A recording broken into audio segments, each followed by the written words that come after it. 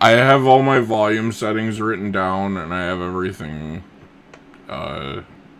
set up. So Nothing.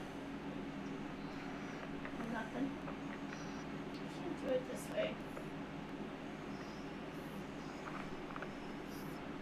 fresh meat.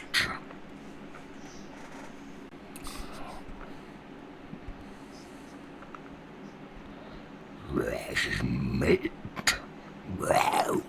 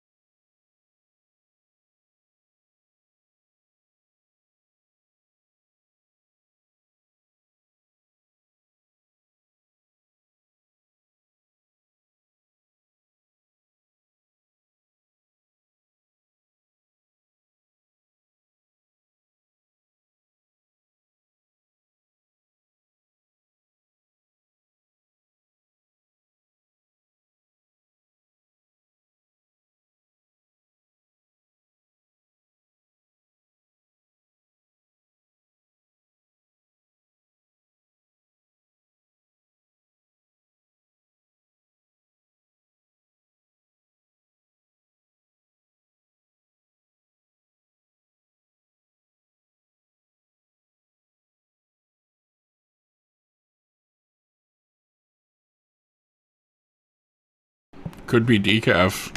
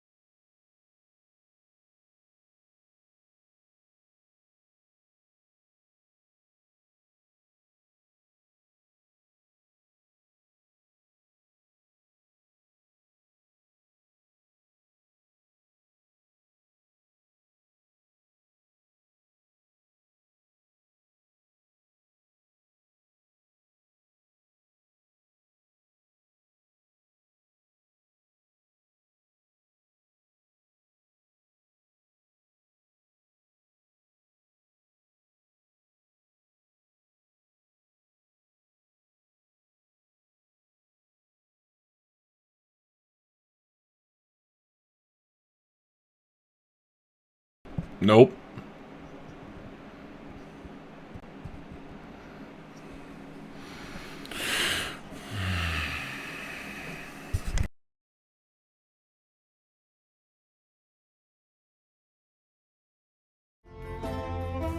And we're live. All right. Hey, everyone. Hi. We missed you. It's been far too long.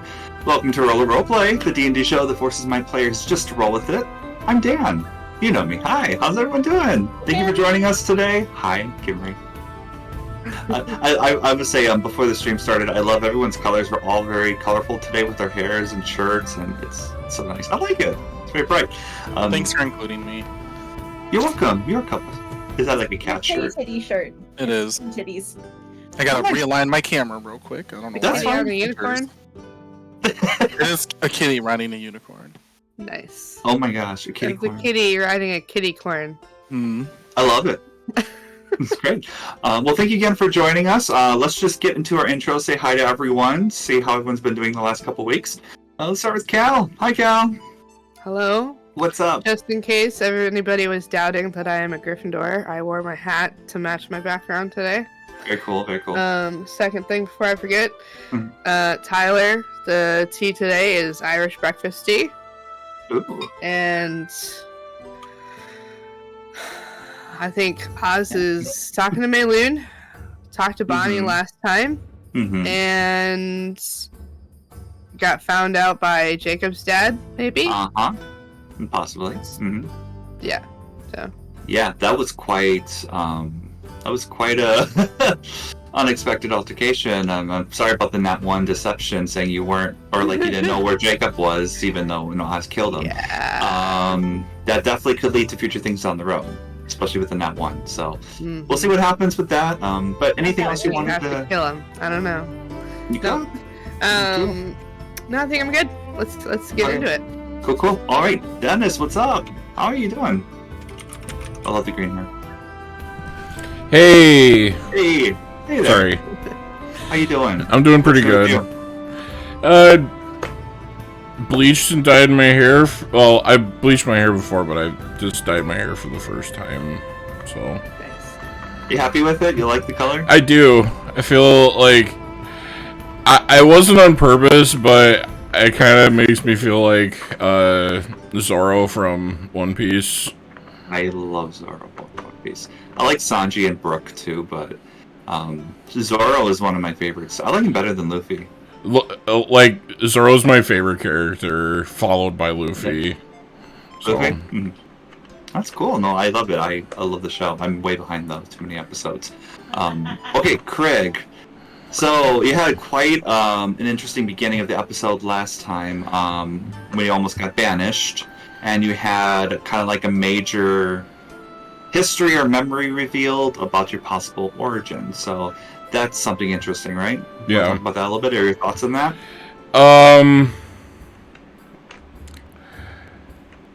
I'm not covered on quite. the- I don't feel like I know enough to speculate yet. Okay, no worries. But It's it's definitely very cryptic for interesting. sure. It makes a lot of sense with all the fire stuff going on. Maybe I'm like Yep. some avatar of a deity or something.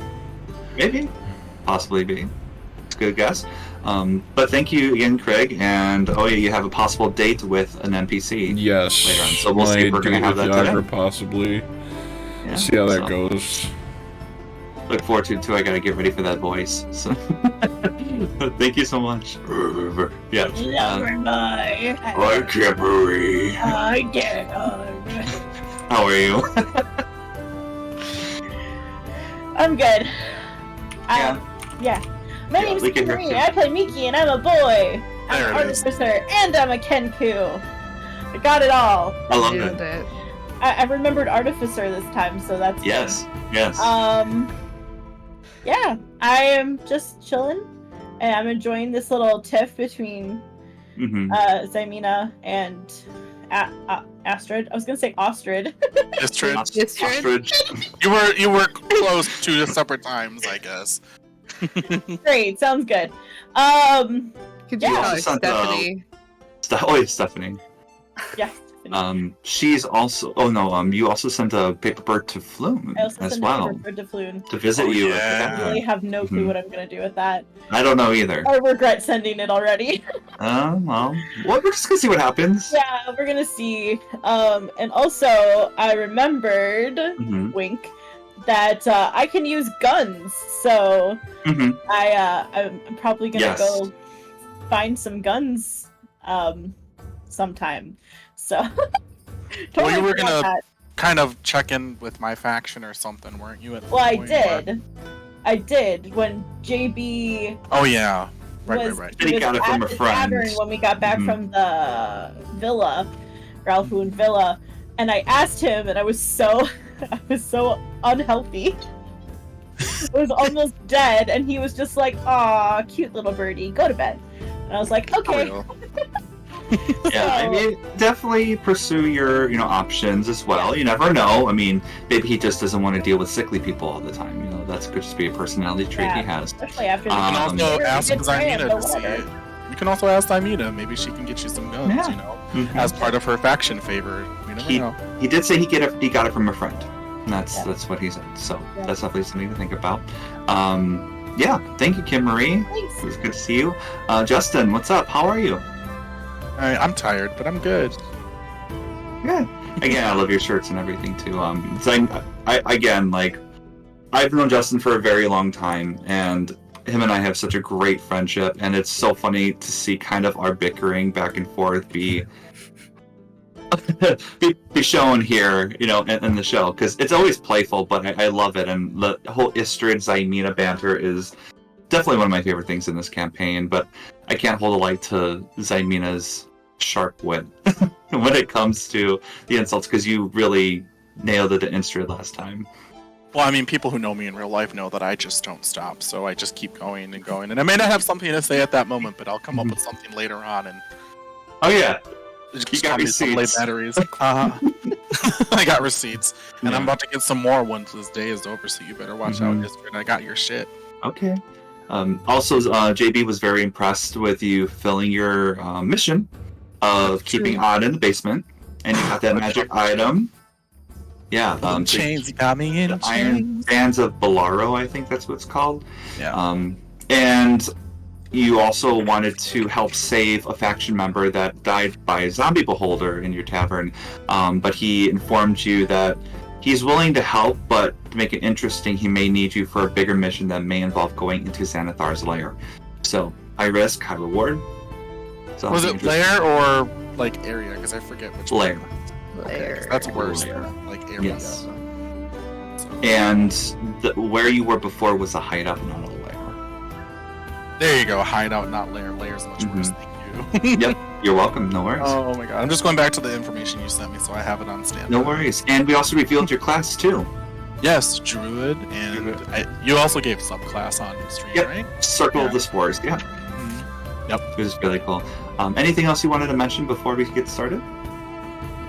No, but Okay. if anyone has any comments, please put them in the chat. We're always reading them Yes, thank as you as so best much. we can. Yeah, it's just us, so we appreciate it. Thank you. Before we get started, Kimarie, we have some new followers on Instagram, right? You are correct, Dan. We Awesome. have several. Okay. So starting off with, I don't remember if I mentioned them. It says a week ago. So, Okay. Otherworldly Dice, Evelyn Envy Tuber. I don't know if that's right, but maybe. Gold Dragon Press, John Tech 1J, Nicole with a K, like .m. Tyler, Squibbly .a. Oh, Nice. you know who that is. There's more. Sorry, Greedy Gorgon Press.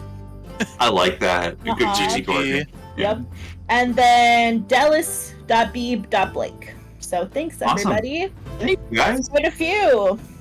That's I'm awesome. just gonna throw this out there. 144 followers. So that's. But I've been amazing. I've been advertising on my Throwaway account that I play on DVD. It's all in my little profiles. Nice. But if we get toxic people, I'm sorry. I've had bad days. It's okay. Also, check out Justin's DVD. What's your Twitch? No. I meant like Oh. on Steam. I'm not. On Steam. I thought you were streaming. Yeah. Okay. Oh that's fine. no! I just have it in my Steam profile, so if anyone can check me when I'm playing DVD with people, that's all. I'm not. Gotcha. No, gotcha. Okay. Alright, no, that's fine. Okay, well, thank you, everyone. Thank you, Kimarie. Let's all roll into today's episode of Roll or... Roleplay! Alright, here we go. Roleplay. Yeah, thanks. I did it Okay. twice. You did, yeah. In our last episode, Craig was almost banished by his Doom Raiders Alliance member, Istrid Horn. She claimed that this was just a misunderstanding and thought that Craig was getting combative with her. However, Craig thinks it may have something to do with Istrid sneaking around and doing something she isn't supposed to do. When Craig was almost was banished, a memory unlocked. Craig saw himself restrained on a wooden metal slab or apparatus above this pit of lava. As Craig was looking up into the fiery sky, he saw two silhouettes in front of him. A tall, slender figure wearing robes, and a stout, two-headed individual with his posture a bit hunched over. In the next morning... Oh yeah, also one thing I forgot to mention too, he was listed as a sentinel to guard a quadrant. For someone. In the next morning, Xamina received a note from JB that they no longer need to have their hostage at Steel Toes, a member of the Xanathar's Guild, in their basement. As a reward, our group received the Iron Bands of Bolaro. JB also congratulated Xamina on being a positive influence on Menzonia. He also commended Xamina by the fact that he paid the full amount to revive Menzonia's brother, Valen. JB explained that death is part of the faction wars, but he is willing to cover their expenses if Xamina and the group fulfill their next quest, which may involve going into Xanathar's lair. This is yet to be determined. It was also revealed that Xamina was a druid. Her subclass is the Circle of the Spores, so all races and classes have been revealed for all 4 of our players. Yay. Spoiler alert. Yay. You know. Oz is a doppelganger cleric, Craig is a bugbear barbarian, Miki is a Kenku artificer, and Xamina is a drow druid. Menzonia said her Didi. Menzonia said her goodbyes and left the tavern.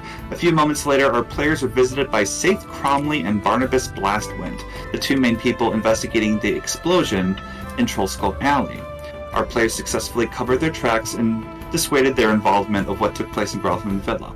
Miki, who stole Lady Growlhund's special book that contains the demonic history of their family, successfully deceived the investigators and said that they did not have it. Saith and Barnabas were satisfied with their interrogation and took their leave. After that took place, Blackstaff gave Oz another mission in their Force Grey faction. Mayloon Wardragon is acting pretty off or a little bit sour, so his attitude is not really normal. Oz has to watch Mayloon for 5 days. If Oz figures out what is wrong in less than that time, Blackstaff will give them a magic item. A few moments later, Yagra Stonefist from the Doom Raiders stopped by to visit Craig. She got Craig's note about how Istrid Horn has been extremely difficult housecast and also a bitch.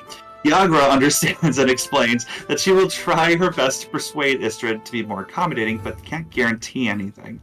Yagra also surprised Craig and said that she has a date planned for the both of them. Craig and Yagra agree that they will be going on a date later in the night. Before Agra left, she passed along a new mission for Craig and Miki to find a missing halfling named Dasher Snowbeetle.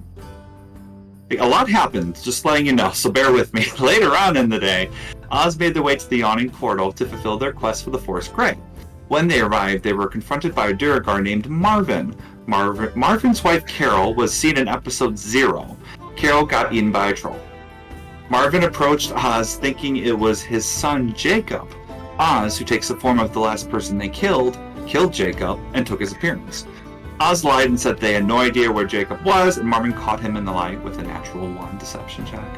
After a very tense discussion, Oz managed to persuade Marvin to meet them at the City of the Dead later in the night.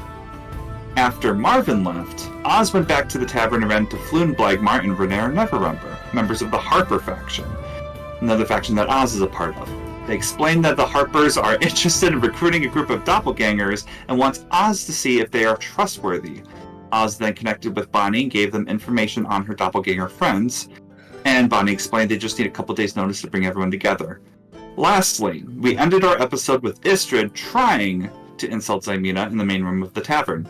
Xamina, however, was unfazed and explained that even if she was killed by Istrid, it wouldn't matter. She would just get pleasure of knowing that she got under Istrid's skin. While this conversation was taking place, a bat perched on the windowsill and then flew away. Oh yeah, I forgot about that. Yep, and that is where we're going to pick off. So we are at Trollskull Manor.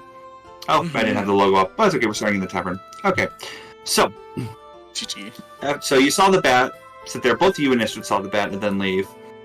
Istrid doesn't kind of like bad an eye, pun intended, looks at you and says, she actually kind of calms down and not even raises. She smiles, looks at you and says, "That's fine. If you think that your death is the thing that you have over me, you're sadly mistaken. There are other ways I can get what I want, and that kind of, I don't know, involves people around you. So even if you may die and you don't mind, maybe the loved ones around you can be collateral. So that's another thing to keep in mind. But I think the best thing to do would just be civil. No harm done." You know, Istrid, perhaps in another lifetime we could have been maybe friends. But the one absolute thing that you made a giant mistake out of is threatening my family. Because I know that's one thing you'll never, ever have in your little life. You might have all of these little connections around you, but at the end, it doesn't matter. As you can see, we don't have very much. And really, what you can take away from us is not so big in the grand scheme of things. But since you want to make it so very, very clear that you want to hold collateral over 2 of my family members, and also part of your own guild, I just want you to know that if you do anything at all, I will make everything worse for you, in or out of death. And I can promise you that. Make an intimidation check with advantage. Absolutely. Good call, DM. Thank you. Also, if we can also get to the map, I wanted to show Istrid's picture as well, just so we have that on screen. I appreciate it, thank you. Okay, I rolled a 17 and a 10. Okay. I don't know what my intimidation is. I know it's the same as my persuasion, but that's it. I'll tell you what, I'll give it to you because you've done such a great job, I think, with your role playing, which is highly valued in the show. True. It's a +2. Okay. You have a +2 intimidation and a +2 persuasion. All right. So 19 Wow. total. Wherever I can. Benny. Mhm. She looks at you, and from you notice, and from your like passive perception too, you see her kind of like swallow a bit hard. Her face is still kind of stone cold, but you can tell like she definitely didn't expect such a fight from you. Mm-hmm.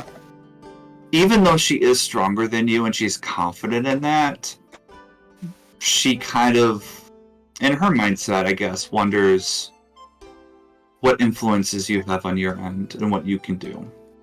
Because you went from a nice passive-aggressive to an actual cold, deathly type of tone in your voice. And Which, yeah.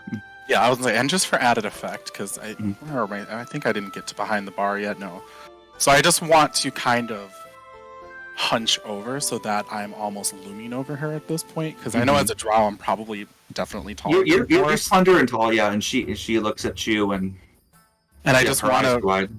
I want to lock eyes with unblinking, and I just want to say, just keep in mind, Istrid, the more strings you have to pull at, the more that'll come undone. Your ball of string is much larger than mine. How many strings can I tug at before you completely unravel? Then she'll stand up, kind of flip her hair, and just go, "So let's have a nice day." And then she'll walk behind the bar to continue like cleaning up after the remnants of the last fight. I mean, I think we pretty much got it cleaned up. You got it for the most part. It's just busy work, you know. Yeah. Istrid is kind of frozen in place. She did not expect this. You take it, especially Miki, seeing Istrid, looks like she's actually speechless right now. And I wasn't whispering, so Miki would have heard everything I said, and Craig if you were in the same room, of course. I wasn't shouting, but I was, you know. I'm definitely like looking down, like polishing my glass, just going, "Oh my god!" Oh. And she's gonna keep to herself because she's just gonna sit over here for a good majority of the day and not say anything, and just kind of look down and ponder. Unless if you want to say anything, Miki. No, I do not want to get involved. That was At this time. really good, Justin. Thank you. Sorry, Dan. I didn't think I had anything ready, but it came out. Hey, and honestly, with that roll and So good. that was, I had something planned, but I'm like, nope, can't do that now. And you did a good job, so okay. Well, you know how I think she'd be played, so Exactly. Well, she did the one thing she shouldn't do: threaten her family. And that's actually a really big, yeah. I don't think did I reveal your bond to you, Zamina? I don't think I did. No personality traits, I don't think, outside of like, I don't know if some of them are personality traits.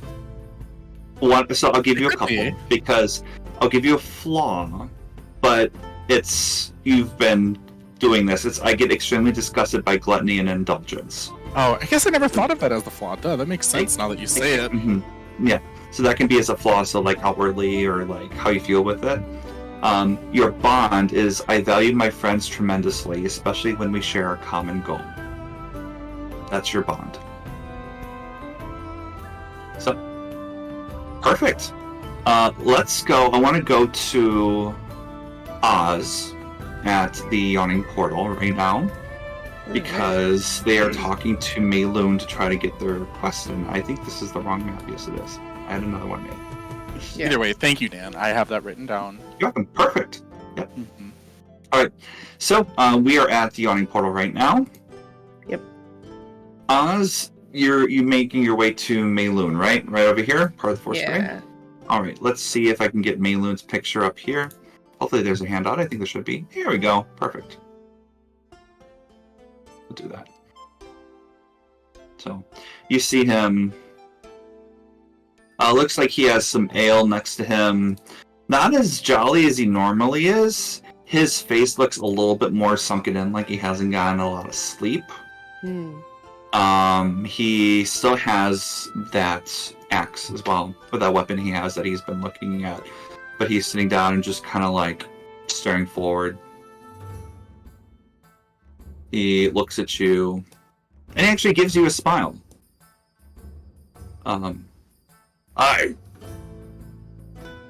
It doesn't seem to recognize you, though.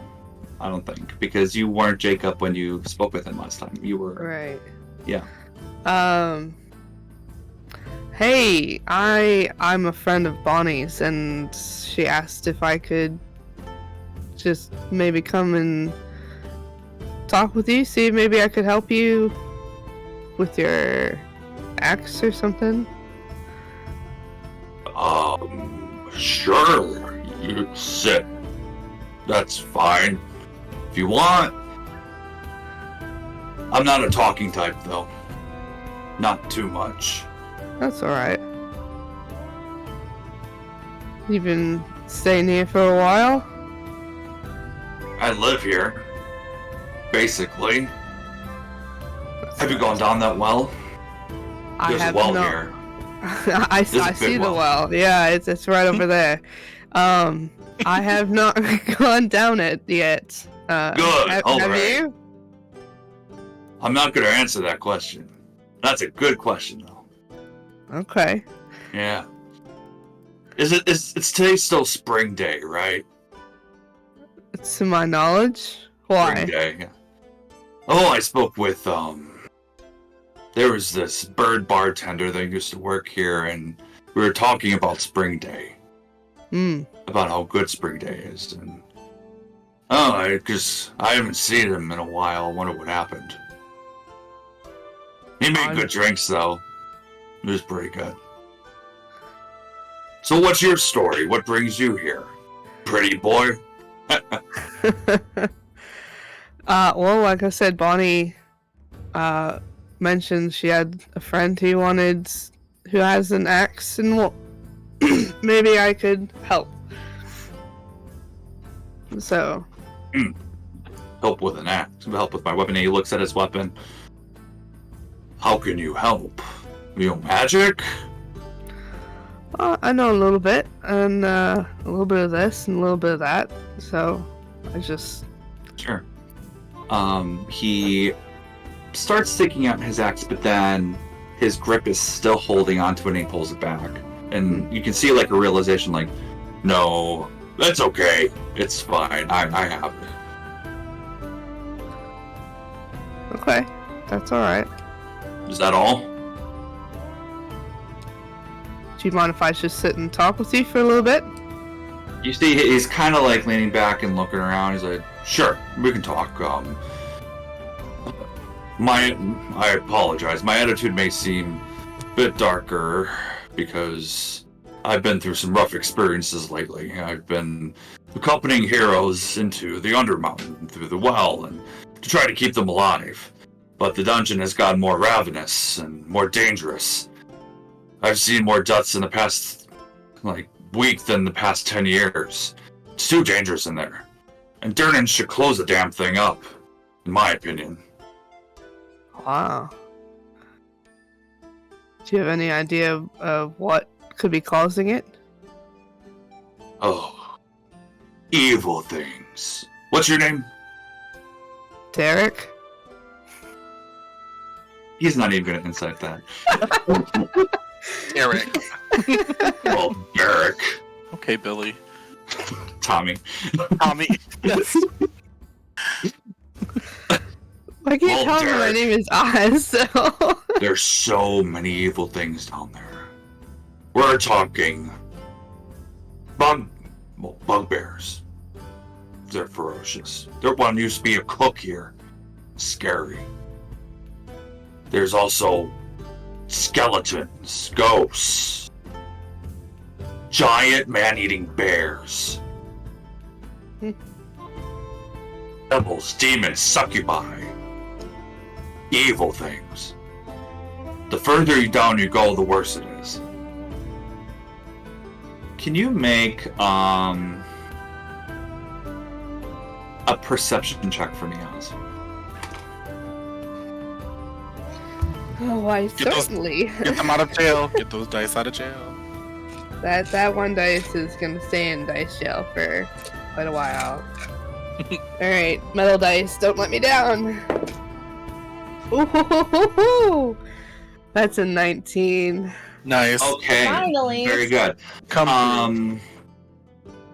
So when he's discussing these things, it's almost as if he's programmed to say it. Meaning, there are things that don't seem authentic. Yeah. That something is playing with his psyche maybe a bit. You get more of instead of a natural conversation, there's a certain inflection with his words that are inserted, like in Mad Libs or something. That just he's listing off these creatures and just his thought process isn't really there. He's kind of he's been either got a spell on him or psyche damage from Something a mind that. flayer type thing. Possibly. It seems Okay. more of with his speech, it's something more physical, mental. I'm sorry, more psychological, mental. Something of that nature. You kind of discern from that maybe up there, he's not all up there.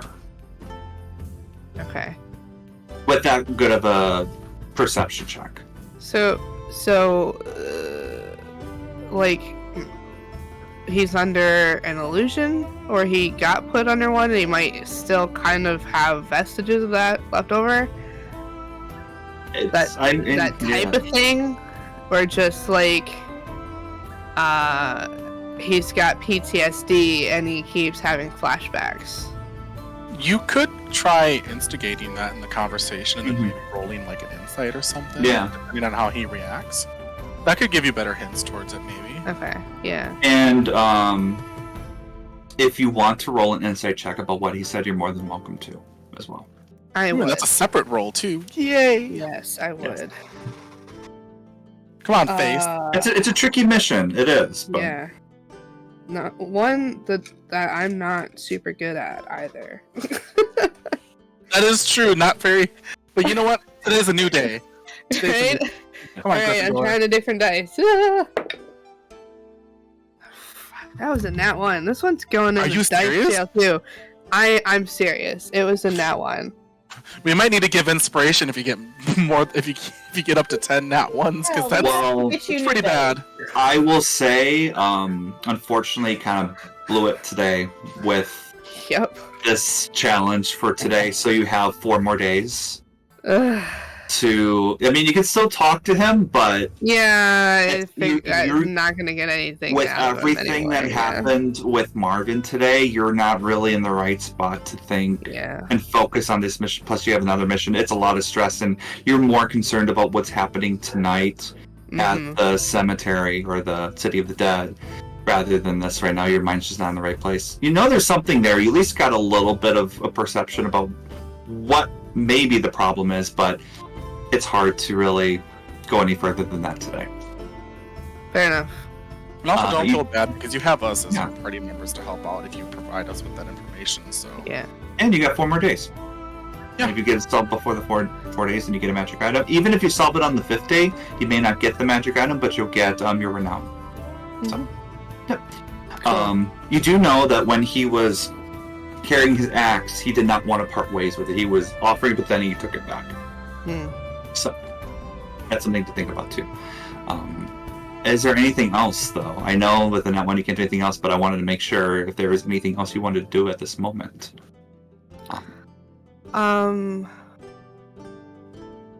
No, I don't think so. Okay. I'm sorry. I know. Yeah, no, it's okay. I'll just thank him for talking with me and get him a good day. Sure. And... Bye. Not as And then- jolly as he usually is. There's definitely something wrong. Yeah. So yeah, and you're gonna head back to the tavern after that, or are you gonna? Yes. Okay, perfect. All right, I would like to fast forward a bit to Craig. Unless if Miki again, I want to make sure you have your time. Nope, go ahead with Craig. Perfect. Or well, unless Or- Dennis, do you have anything yeah. you wanted to say about like maybe the conversation in the dining room with Esther? Because I know you had a lot of like beef with Mhm. her too, but you don't have to. Just before you go into your. I'm not sure I was present enough, and like I'm pretty sure I would have been in the kitchen, anyways. So Okay, just wanted to make sure. Istrid doesn't make any conversation with the rest of you for the day, pretty much.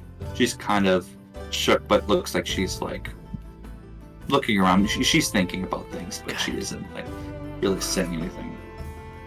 I mean, I'll definitely like as I'm walking around doing stuff, I'll be making like quick looks at her and just Sure. smiling, not like death glares, just like kind of thing, you know. I want her to feel unsettled. The she's looks like she's getting out of her chair, but then she sits back down and then doesn't look at you. She doesn't want to make conversation with you anymore. Fair enough. Mhm.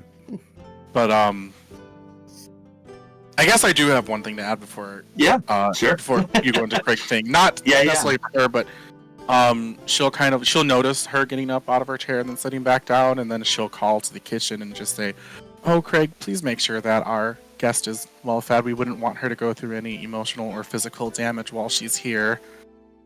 And then she'll turn to look back at Istrid and smile before going about the rest of her duties.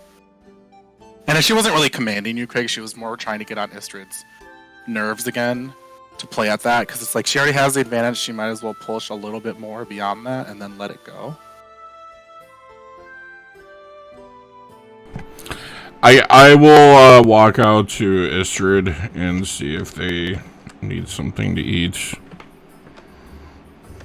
So you walk to Istrid, and she looks at you. Hey, Craig. Hey, Astrid. Do you need really anything? No. I mean, if you can throw Zymina in a trash can, that would be fantastic, but I don't think you can do that. Your issues with Zymina are your own. Why don't you have my back, Rick? Because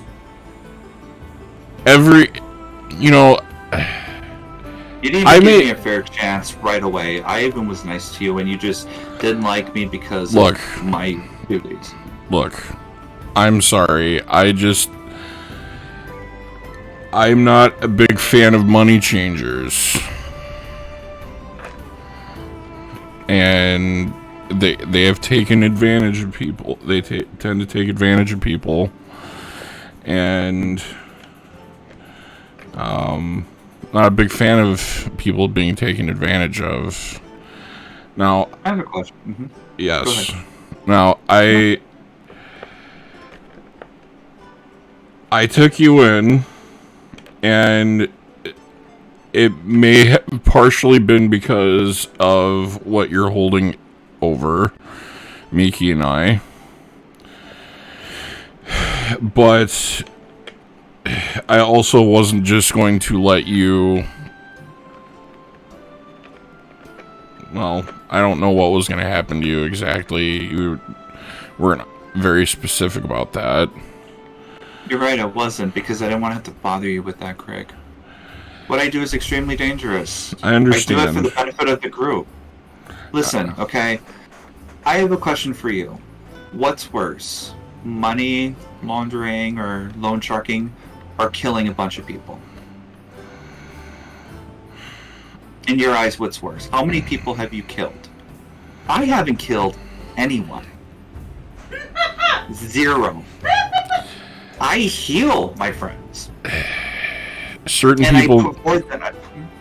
people need killing, and I have less of an issue with it if they really do need killing. But that's besides the point. I'm not trying to make equivocations or anything. All I'm trying to say is I don't like people being taken advantage of. Dennis, we're gonna have a special moment just now. I'm gonna need everyone to mute their mics except me and Dennis. Yes! I just- With alignment, yo! Just for the reference, Dennis, I am so sorry. I didn't know this was gonna turn into this, but may the odds be ever in your favor as I mute my mic. Alright. Alright, cool. Alright. So, Dennis, just you and I right now. I'm gonna hold my mouth like this, just so no one else can see what I'm saying. And I think everyone in the chat can hear me, so I'm gonna reveal your alignment right now. You are chaotic neutral. So, basically, not good nor evil, but basically your emotion, your rage, that's the main drive you have about doing what you do. And also your friends too. You're very supportive of your friends as well. Like, you have the same common goal, you do anything for them to get along with each other. But you are a chaotic role, so you are more spur of the moment. If people, like, and when you said sometimes people need a killing, that's what triggered it. So if like, people need to die, that's what you enforce. You're still very logical when it comes to your like battle plans. So like that's still logical, but when it comes to killing, you just go for it, right? Okay. Okay, we're good. Okay.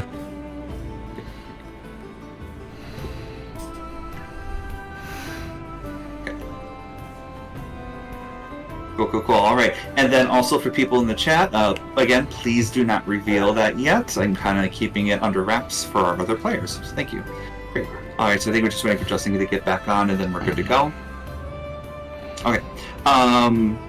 Good. Okay. So yes. So Istrid looks at you.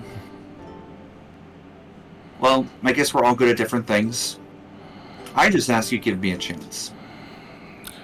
I don't want to, you know. I came over here to bury the hatchet. Wonderful. That makes me so happy, Craig, because I had a pretty bad day today with Zymina. She was very awful to me. Well, I'm... As long as you're in this house, or in this inn, I will do my best to make sure that no harm comes to you. Physically. Oh, just physically? I didn't sign up for emotional harm. Yeah, look at the fine print, Craig. That's you, all about the fine print.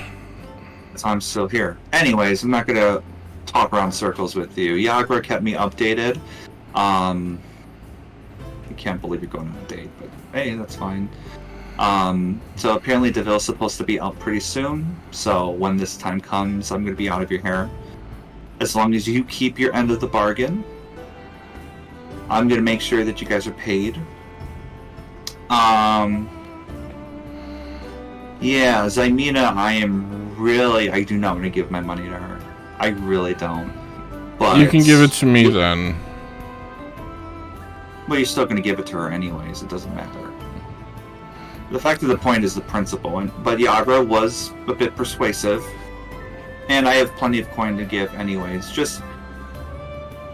Can you do me a favor? Can you just do one favor? I'll give it to you if you send a message to her from me to her. Because I don't want to talk to her directly.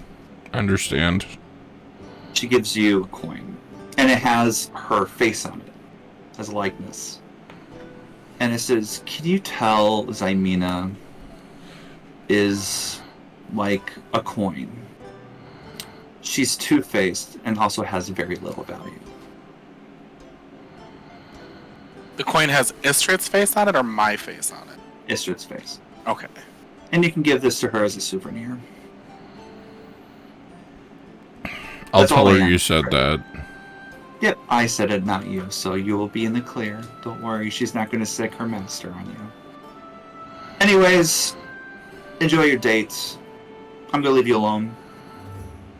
Hopefully your friends will do anything else crazy that will make me change my mind.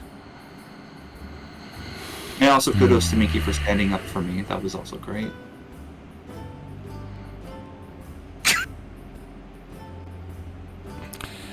Stop. Are you hungry at all? No, not really. I'm just Okay. going to go to my room. Well, Bye. have a good time. Will do. She goes upstairs. Quiet was your conversation with Istrid. I know she's kind of off to the corner, but just because, I have a knack of perception, so I want to do. make sure. I thought you were in a different floor and walked away from the lobby. Oh, I was in the main area. I just said I was doing stuff Okay, around roll the a tavern. perception check. Roll a perception check. If you want me to be upstairs, that's fine. I don't need to know that. No, it's fine. Go for it. It's fine. Go for Here it. comes the nat one. It's like, and you're gonna know nothing. Yeah. 17. Yeah. You heard everything. Yes.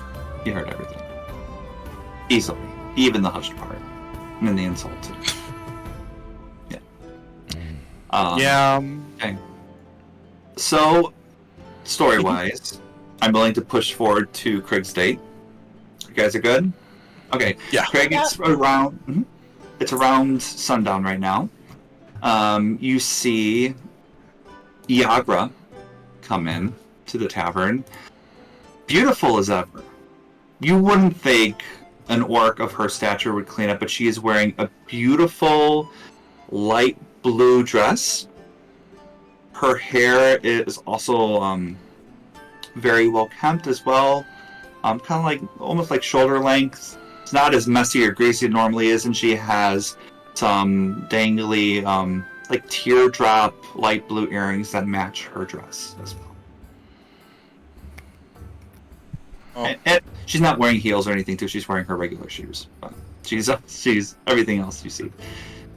Is there? So she comes in and says to you, and that's you probably in your suit, right? Why don't you explain again what you're wearing for the audience? So my suit is like a maroon kind of wine color that has like white trim. It's kind of like a 70s-ish kind of style, 70s, 80s. And also probably wearing like a white or a black button-up shirt and probably like a silver chain. Nice. I love it. That sounds good. Very dapper. And Yagra looks at you, and her jaw is her jaw is dropping a little bit. She looks at you and says, "My, you look handsome today." Excuse me. Thank you. You're welcome. Wow, this is great. She looks at the rest of you in the lobby. Are we good to go? Yeah, we're good to go. Okay. All right. You look beautiful, by the way. Stop it, Craig. We haven't had dinner yet. The only buttering up we should do is in the rolls. I heard they're tasty. She grabs you very forceful by the arm, and she pulls you outside of your almost finished door as Tally's working on that now. So I would say Tally's there too, getting that taken care of. And you guys are going to go to the Mermaid on a Dolphin. She explains to you it is a fancy restaurant in the Seaward. She pulls you out to the streets, and it's a pretty busy street. Beautiful weather outside, probably like 70 degrees, sunset, clear sky, beautiful. And you see this nice big wagon with some silver trimming, beautiful white horses, two of them. You see a very dapper gentleman with some black hair, human, very young, and has a top hat and nods at you. And Yagra says, "Well, let's get in, let's go." And she kind of like pulls you into this wagon, and beautiful. It's one of like the food wagons you guys had that one time when there was like a lot of like hors d'oeuvres and like champagne, all of that. And you travel to the Seaward, and you're really enjoying yourself, and it's turned out to be a really good experience so far. And Yagra says to you, "Now, I want to let you know people may be looking at us differently, especially at this restaurant, because it's really fancy, and I'm not a really fancy woman." You are plenty fancy, Yagra. Oh, stop it! And she like punches you in the arm, and it kind of hurts. She starts to do a little love jab to you. "Oh, we're here. All right." And she gets out, and you see this beautiful restaurant. There's a huge fountain in the middle, with a mermaid on a dolphin coming right out of what you think is just like ocean, like waves. At the bottom of the dolphin's like body is a fountain that's pretty much encapsulating the whole. Like if they came out of water, basically, is really extenuating that. You see a lot of nobles make their ways inside. A lot of money. We're talking a lot of money. Fur coats, staffs with rubies on them, beautiful jewelry, fine clothes. You see halflings, you see elven, human as well. They all kind of like look at you but then look forward as they go inside.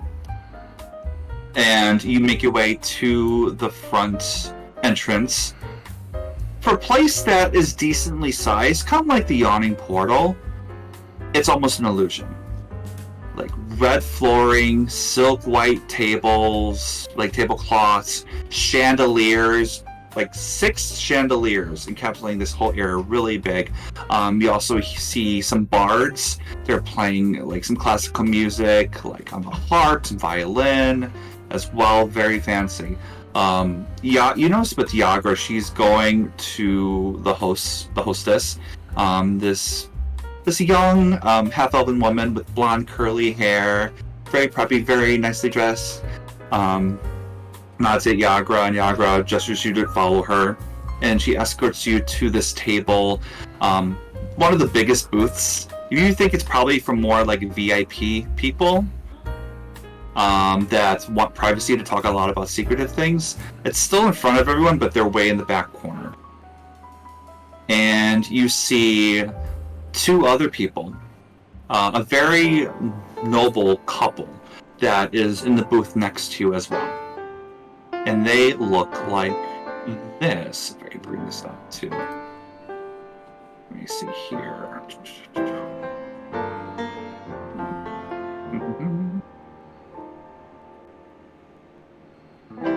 You see these two fine people. Beautiful black and golden gowns.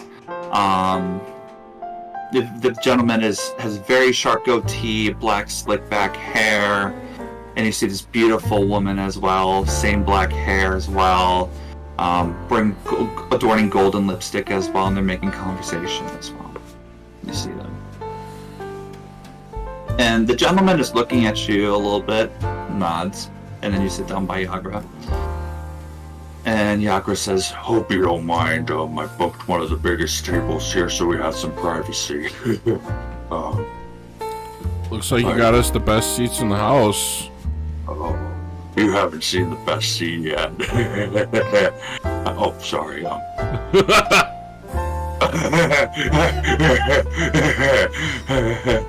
She's like laughing loud, and a lot of people are looking at her. She looks out of her element. It's pretty. You can tell she's uncomfortable a little bit at this point, but she's really enjoying her time with you. As you guys are laughing, you see this very professional, like, elven waiter come. Has kind of like a very thin black mustache, quirked eyebrows, very elongated nose. Hello, welcome to the Mermaid on a Dolphin. I'm Estanio. Hello. Hello, Estanio. Hello, friend. Here are our menus for our event tonight, and we did create a menu here. Kimarie, do you have it? Posted. It's posted. So anyone in the NPC list, I did create a menu for you, Craig. So feel free to take a look as well. There is a wine list as well. As you can see at the bottom as well. So it's all at the bottom. He goes, "If you're looking for our specials tonight, our Shadowfell sap is fresh from Baldur's Gate. Came in last week. It is so fresh. But you get the point. Sorry, my manners. So anyways, what do you like to drink? What is your preference? Oh, we have water as well. I'll have a pint of blood wine. A pint of blood wine. Alright, and for you, madam? I would like some dragon's breath, please. Fascinating. Alright, I will be right back. And he walks off. And the gentleman turns to you and says, "That is a very good choice. Very good wine. To me? How is your day going?" To me? Yeah, to you. Because Yagra's facing, like, is behind them, so he, like, turns around, looks at you. "Oh, man of fine taste, I see. Isn't that right, darling?" And then the woman goes, "Yes, darling. Only the best here." So interesting. Hello there. Hello. How are you doing today? I'm doing quite well. Fantastic. Darling, yes, darling. I just love meeting new people. It's so fascinating from all different scopes of life. I know, darling. I don't know if you know who we are. We are, the Castellantes. I knew it! Oh my fucking god! I am Victoria. And pleasant to meet you. And this is my lovely wife, Amalia, my darling. Oh, thank you, darling. I'm Amalia. Pleasure is all mine. It's a special night with the two of you, is that right? Yes. Kind of a co-worker slash interested in each other's situation. And you see she's has almost like a nice golden brooch that has like a dark red color. She's kind of playing with it as she says, "A co-worker loving affair. Oh, that is so spicy."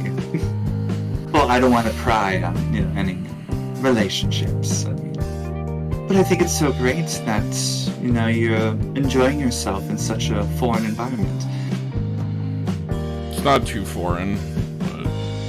I apologize. That's very crass of me. Darling. Yes, darling. Did you say you're familiar with him a little bit? You want to explain that? I guess I can, darling. Gary Craig, right? Correct. I knew it. Well, you may not know me, but I know you and your friends pretty well. A little bit. How well? Well enough. I'm Listen, assuming. I don't want to. Sorry, I apologize. You were saying. You see, he straightens himself up, says, "That's all right. I know how surprises can be. Let's just say, you, Azrael, right? Miki and Zymia, you four.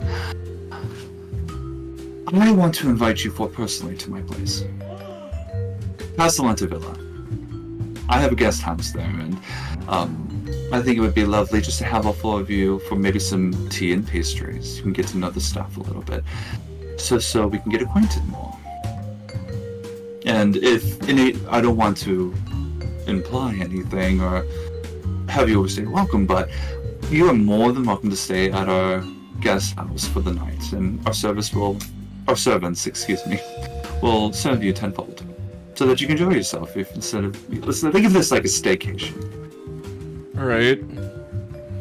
Yeah, and you can send a paper per, and that's fine. And I do you have. can arrange something. I do have something I'm currently waiting on, As we all do, Craig.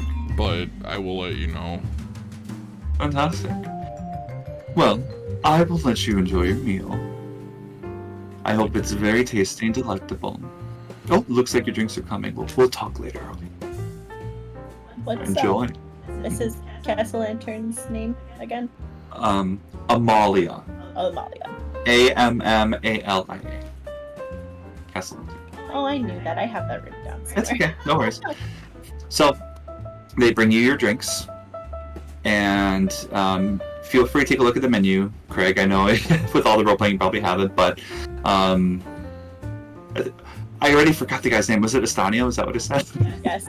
Okay, let me write that down because that was totally out of it. Estanio comes to you and says, "Yes, do you need more time for the menus? Would you like some advice on our specials?" What would you recommend?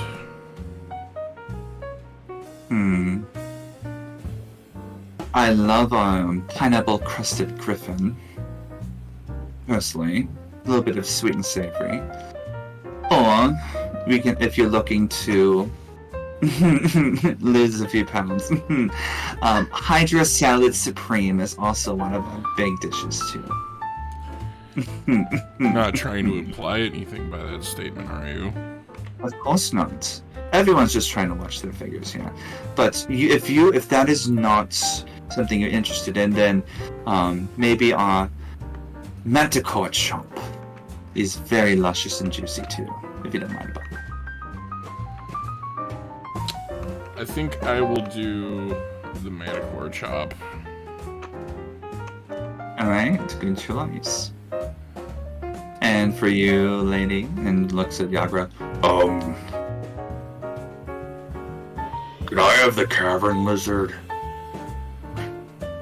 Precisely. Sounds good. And you hear Victorio also say, Could you also order them some crab stuffed mushrooms, please, on me? Great. And gives you a nod. Yes, of course, Lord Castellanter. It's a pleasure. And he changes tone. By the way, Yagra, as time passes on, Yagra's making conversation with you, saying that she really appreciates your time here. Very small talk. She isn't making a lot of conversation. She's a little uncomfortable, unless if you want to say anything. I asked her if she's doing all right. I'm doing okay. It's been stressful with the situation we're in, but it looks like we'll get out of it and everything will be back to normal soon. I'm just happy I get to spend time with you. As am I. I appreciate it. Yeah, I have plans afterwards. We're gonna go, to, what's it called? Melody Mount Walk. It's a nice little tunnel with music near the coast, and we can have some more private time there too. I'm looking forward to it. I'm sorry for the interruption. I was not expecting that. No, I wanted to make a good impact on you, Craig. You've been so nice to me, and I like you a lot. I like you a lot. She kind of brushes her leg against you underneath the table a little bit. Oh, getting spicy. The food comes out. The crab mushrooms. Sorry. Are you gonna taste your cavern lizard? The crab stuffed mushroom tastes amazing. Everything else is great. Dessert comes out as well. Looks like there's a choice between black pudding, cobalt carrot cake, total cheesecake, and apple brown bugbear. Oh. As well. Of course, I'm gonna do the apple brown bugbear. That's a good choice, Sam. Very surprising. And I'll have the black pudding. Great. Alright, be right back. The apple brown bugbear is amazing, Craig. That's actually a dish you've been trying to perfect over some time. That you've been working on. Interesting. And it's just apples, lemons, brown sugar, butter, flour, and cinnamon. That does sound delicious, I'm not gonna lie. It sounds really good. Yeah. The black pudding is bread pudding, just turned black, coloring this with powdered sugar. Yagra picks up the bill, pays for everything.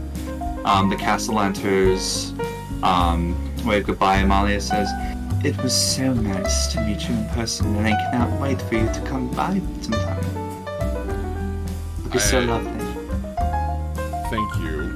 It was nice meeting you as well. And we hope to see you soon. She sticks out her hand. She stands up and sticks out her hand, expecting you to kiss it.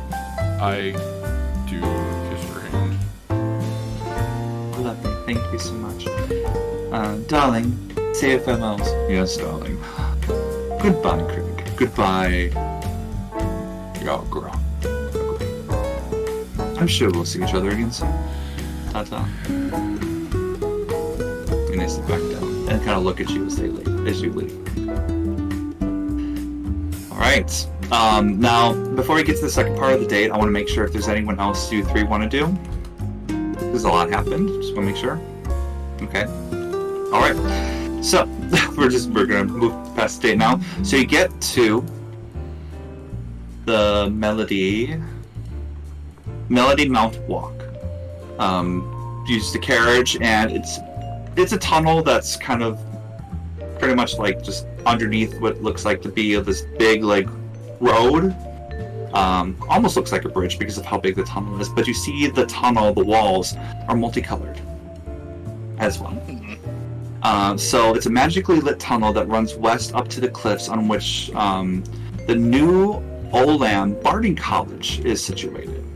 That's Olamn. So the tunnel contains a little-known portal between Waterdeep and the Keep and Rassalantar, not Castellantar.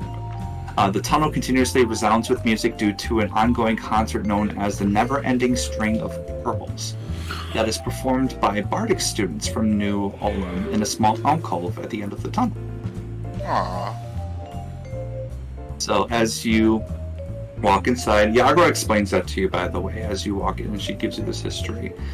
Very romantic, beautiful, almost angelic in a sense. The harmonies are amazing. She says, I don't date a lot of people, but people get scared of me really easily. And I always worry that I'm not going to be with someone. And sorry if I'm talking too much. I wanted to make this really special for you, and that's why I heard that the bards can help, spicing things up and make things nice. Well, I don't think you're gonna have any problem with me anyway. Just Oh, thank you, Craig. And she's really happy. She leans in for a kiss. Oh. And when that happens, the music becomes a bit distorted. You hear the harmonies turning to clashes. As you get to the end of the tunnel, you hear in different types of pitches, Xanathar, Xanathar, Xanathar, Xanathar, Xanathar, Xanathar. You get to the end of the tunnel. And you see 4 bars outside. But they all have markings of eyes all over their faces. I'm gonna need you to roll for initiative, please. No, I thought this was an illusion. Not the date. Dan, you're evil. You're so evil.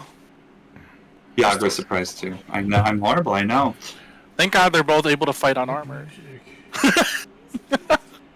I had the Don't ruin that tux. I know, right? Turn order, there you go. I knew I should have turned into a bird and followed you. I thought about I it. knew I was waiting for someone to join you guys. It just didn't happen, but sometimes that's what happens. How about it? They're on a romantic date. There are 2 buff bitches walking. Yeah. by. You know what I mean? Like, of all the people to have a chance. Not me. Not me and my dainty heels. Not Oz with the net ones. I'm just kidding. Oh my gosh. It's you're right though. I know. You roll better in combat though. It's really funny like that. That's fair. Okay. Oz so is just super incompetent unless it's in battle, I guess. I know, you're fine. Okay, Yagra. Yagra got an 8 total. Now we're gonna do the bards. Oh man. I mean, she got attacked in like episode 0 by like 4 Xanathar dudes, and she completely wiped the floor. Yeah, there were thugs. Yeah. Oh, they're rolling pretty low on initiative so far, so that's really good. Good. Why am I able to sort the turn order? I don't know. Oh, Why are did I you see- trying to sort the turn order? Well, no, I see it popped up, but then I'm wondering, like, oh, maybe I'm still part of like DM mode or something by accident from when I was doing my one shot. Oh, okay. No, it's popped up for me too. Oh, I don't know then. What else? I rolled an This won't touch 18. it. 18, and your initiative bonus is a 2, so that's a 20 for you. No, Wait, was that's 16? I rolled 16. Yeah, you gave us our initiative. Okay. Remember, Nick. Alright, I'm just giving my dice. There we go. Wonderful. Alright, so, turn order, sort. Alright, top of the round is Craig. You see these bards. Actually, maybe I can. Oh, they don't have a handout. But basically, they're all in brown colors, but then on the inside they have like some purple tint to it, kind of like some Xanathars, and then they have these eye tattoos as well. You wonder if they were part of the college, because their brown robes do have, looks like a crest of the school. So, what would you like to do, Craig? Yagra's looking at this and she looks surprised. Do I have my weapon with me? would say you brought it with you. Okay. I would say you wouldn't go off by yourself with that. You have Okay. everything. Alright. I guess I'm going to attack the one farthest to the right. This guy. All right. Yeah, And you're able to I'm move your character, right? Yeah. Just want to make sure. Okay, perfect. All right. Roll the hit.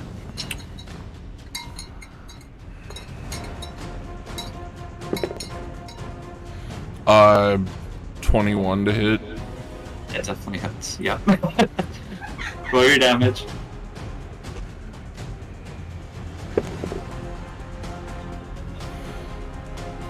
Uh, 12 damage. All damage. All right. Sounds good. That you hit the bard like right like underneath the chin, and they really felt that they're hurt, but they're still standing tall. They're looking at you, and all right. Anything else you wanted to do on your turn? Not yet. All right. Next up is this bird right here. They are going to cast Charm Person on Yagra. So Charm Person, they have to basically they want to charm them, and they have to make a Wisdom saving throw.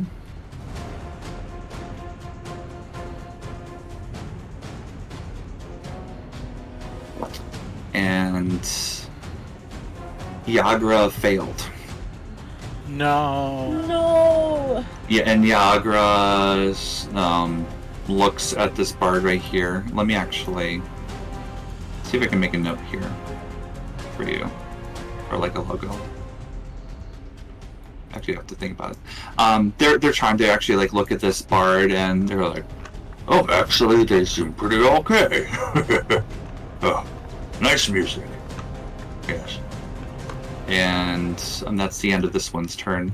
Next one is this bard, and they're going to do 5, 10, 15, 20, 25 to go to you, Craig, and they're going to try to attack you with their short sword that they have on them. And that's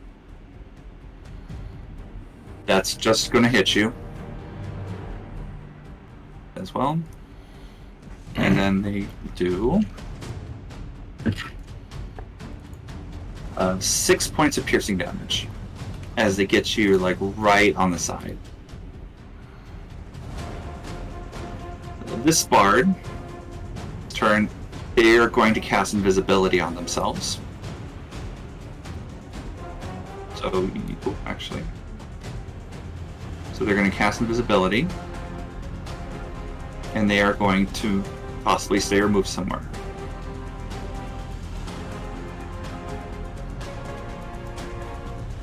And then this bard is going to, I know that's a lot. This bard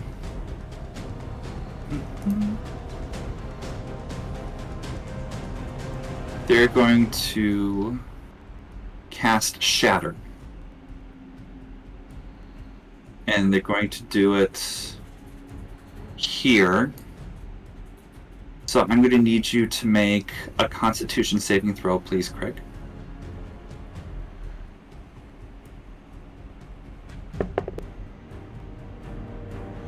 I rolled 18 with my +3 bonus.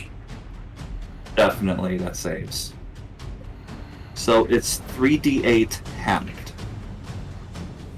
Oh. Oh Lord.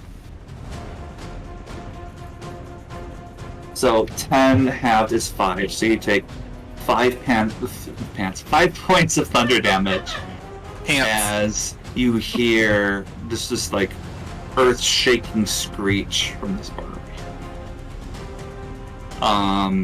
And Yagra is kind of staying where she is right now. Let me see if she can actually get out of it, actually. It lasts for an hour. It is charmed by you until the spell ends or until you and your companions do anything harmful to it. So, out of game, Craig, the only way you can break the... Oh wait, actually, that was my fault, I think. What, did you not roll at an advantage? No, I'm trying to remember which one charmed the... Actually, the shatter doesn't happen, I don't think. I apologize. So I apologize about that. It's been awesome. Yeah, this was the what? one that charmed, right? Yeah, the one that charmed Yagra, the shatter didn't happen, so you get your 5 points back. I'm sorry. It's been a week, you guys. It's been a Don't worry week. about it. It's been a week. I'm sorry. Yeah, let me get back to turn. Okay, so Yagra's not doing anything at the moment. She's just standing there. So Craig, it is your turn. Sorry about that, everyone. I'm gonna rage. Very good. Bonus action. Are you gonna frenzy rage or regular rage? Frenzy rage. Frenzy rage. All right. Sounds good. And then I'm going... I could still make one attack before the end of my turn. So you used your bonus action to frenzy rage, so you can't use your bonus action again to do another attack. That would be for your next turn. But you do get your regular attack. But you get your regular attack, yeah. So Your I'm action gonna attack. I'm gonna attack the one I attacked before. Okay, so this one? Okay, yeah. Alright. Roll a hit. 23 to hit. That definitely hits. I Yep, don't roll think your so. damage. Does, Sorry, I'm a little random bit slow at question. math. Yeah, what's up? Does Dennis have a feat of some sort that he can hit more than one person that's within his 10-foot range? No, Or am I just wishful thinking? Okay. no, I wish that too. But no.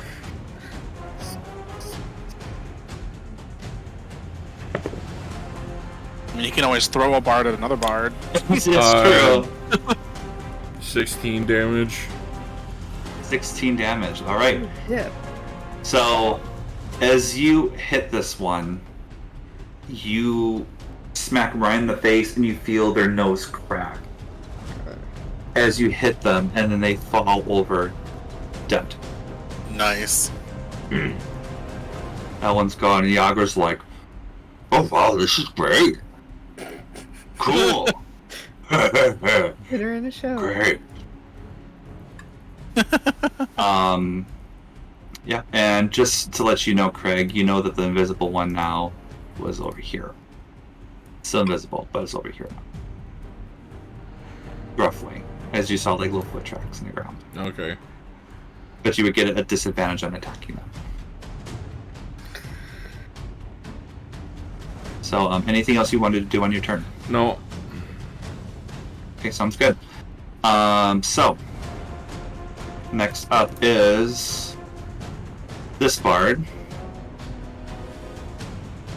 This bard is going to try to cast Thunder Wave on... Actually, they're going to move a little closer.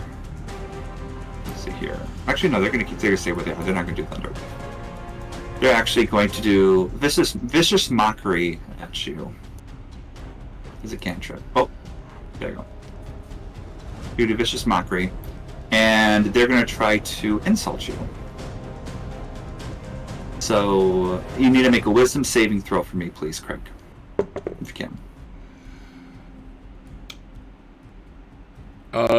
I rolled 18. 18. Okay. The bard says to you, "Yeah, you're big and ugly," and it doesn't faze you at all. You're like, whatever. So you take no damage. Stop mocking. Nice. Yeah. Vicious mockery. Yeah. The bard next to you is like, Frank, go finish your class. Okay. Frank. Okay. I'm sorry. I'm trying. Yeah, just stop. Keep her busy. That's the end of that one's turn. Next one is the one next to you, Craig. They are going to move. Oh, that's still gonna hit them. Yeah, they're gonna do just a short sword attack on you. We're gonna try that again. Did it work before? That's going to hit as well, and that's going to be an 8 points of piercing damage halved, so 4 points of piercing damage to you because of your rage. And this bard is going to move over here. Next up is this bard. This bard is not going to be invisible anymore. And they're going to move here.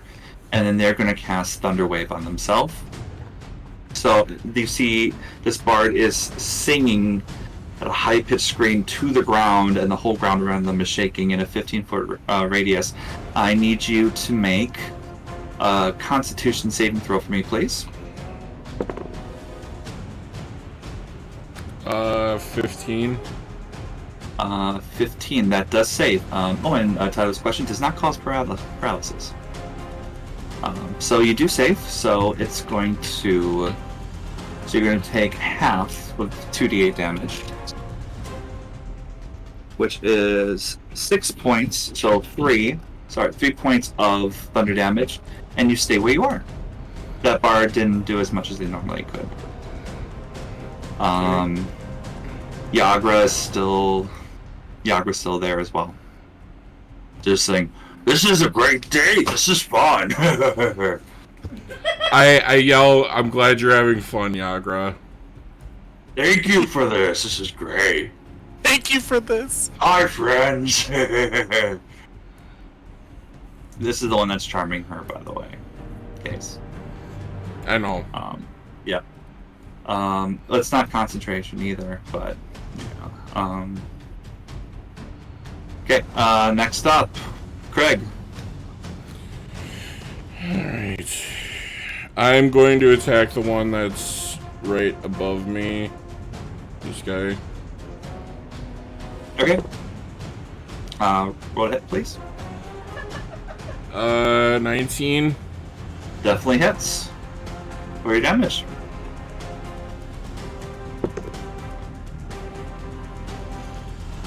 $17. 17. Ooh, that was a big chunk. You got him right on the side, and you could feel something break. You're looking a little rough. So you do have another attack on you. Oh, yeah. I'll attack again. Alright.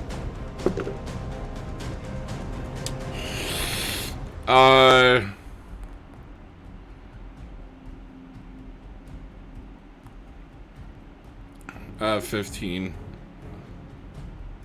15. Let's see. That hits. That just hits. Nice. So roll your damage with that as well, making sure you had your rage bonus on top of that 11. too. 11. It's dead. You hit them and they actually bang their head on the back of the rocks as their skull cracks open. Oh, fun. Or Yep. nor. Mm-hmm. The other bards are kind of looking like, looking around. Yeah, you still have your movement as well. I'm going to move over to this one. As their reaction, they're gonna say, "I didn't mean it. I didn't mean it." I was trying to insult you. Right? Next up is the one that you went towards. They're going to. They're gonna try to persuade you. They're gonna be like, "Listen, we were just here from Santa. Thought this was to make extra gold. Please don't take this personally.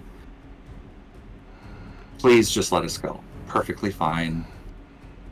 No harm."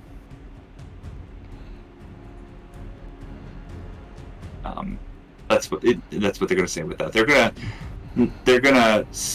They're probably gonna hold their action for something. But they're not going to do anything to you on their turn. Next up is this bard. And this bard is going to move closer and hold their action too. And Yagra is going to be like, Oh, look at this! Friends coming together. Great. Wonderful. That's the end of their turn. So now it's your turn, Craig. Everything is in your court right now. Just keep in mind of what I said to you earlier, one-on-one, what you feel. I'm gonna. What do you think? I'm attacking the one. All right, That the bottom left. go The one for that it. charmed Yagra, yeah. Yeah. Fuck 'em up. Your rage meter has gone up from this encounter, by the way. Also, don't forget that you have reckless attack. If you need it. 26. Okay. Yes. Never mind. Reckless, maybe not. Nope. Nice. All right. 12 damage. Okay. 12 damage. Still up, and they go, oh, that hurts. And Yeah, then I'll attack again. All right, go for it.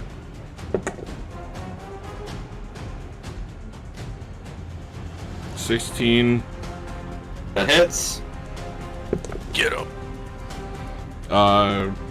17 damage. You hit this one, and 2 hands over the hammer, hit him right on top of the head. Collapses down the ground. Just a big pile of bones and skin organs as this one's dead. And Yagra shakes out of it.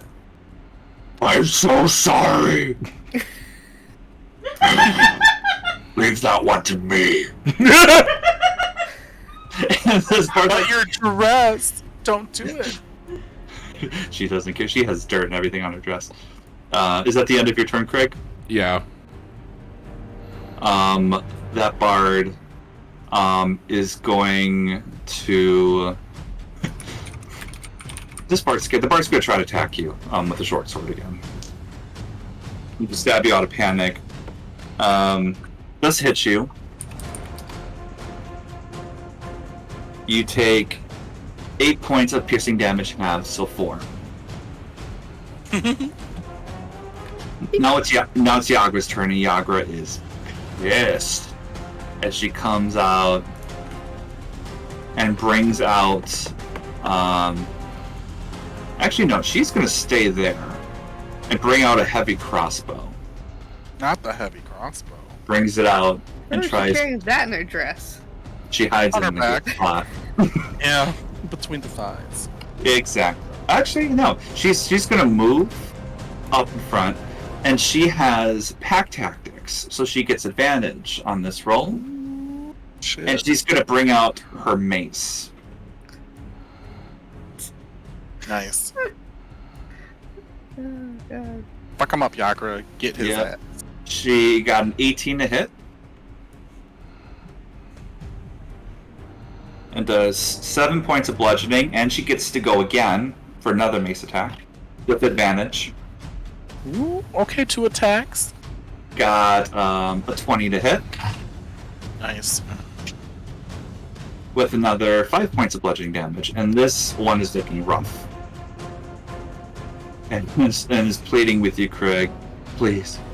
Please. We were just sent here by him. He heard that you were coming. Please, don't. I have a future. I have a family. Yeah. I have a wife that's pregnant. Who we're told gonna you have we were family. coming here?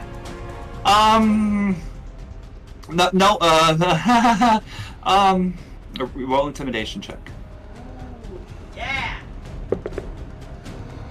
With advantage, since Yagra's right there with her mace? Yeah, sure. Okay.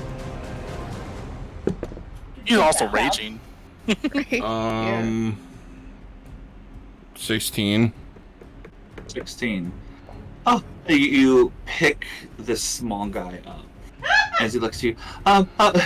Schemo weird bottle. He told us. He said that you would be here. Hmm. And she goes, what? Oh, he's a fucking dead.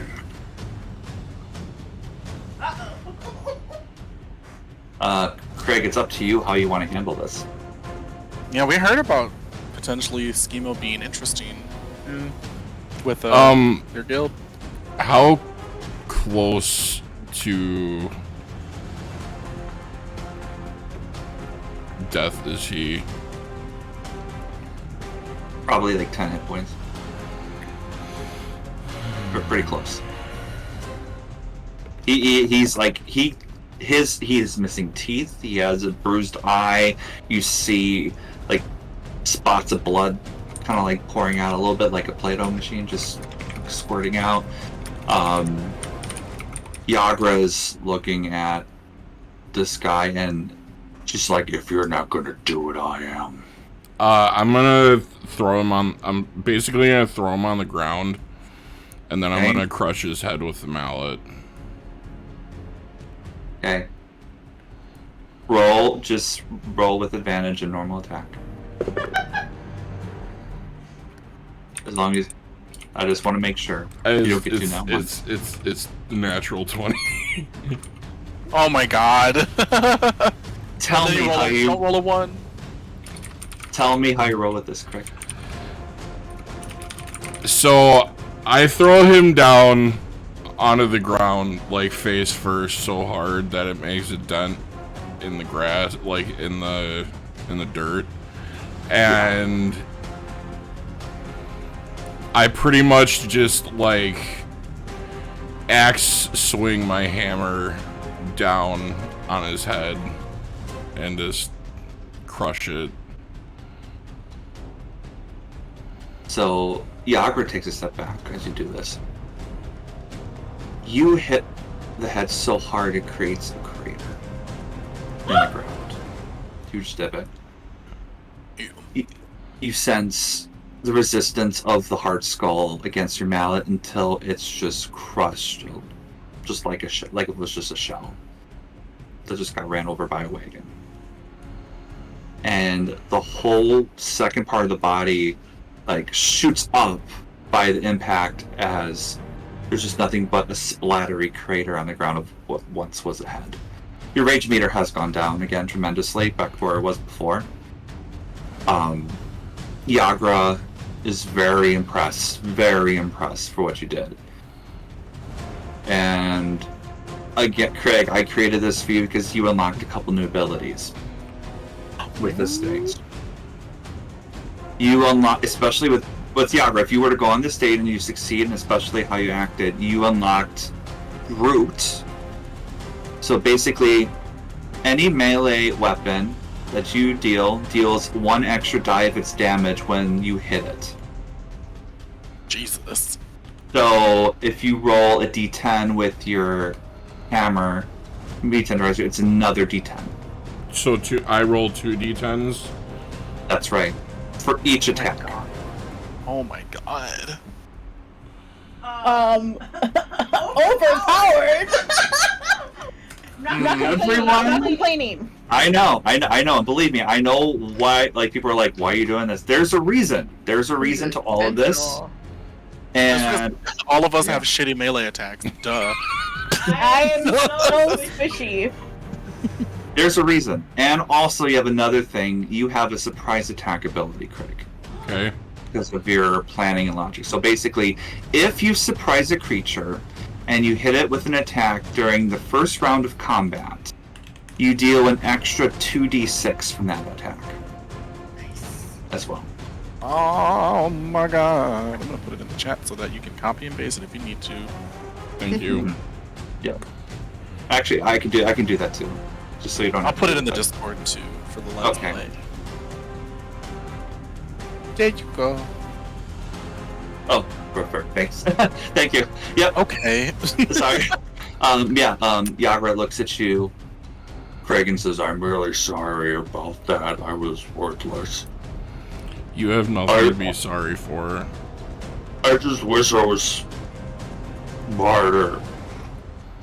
It was so sorry. You can see her crying right now. She's like, everything is ruined. I wrap my arms around her and I just I hold the back of her head on my shoulder.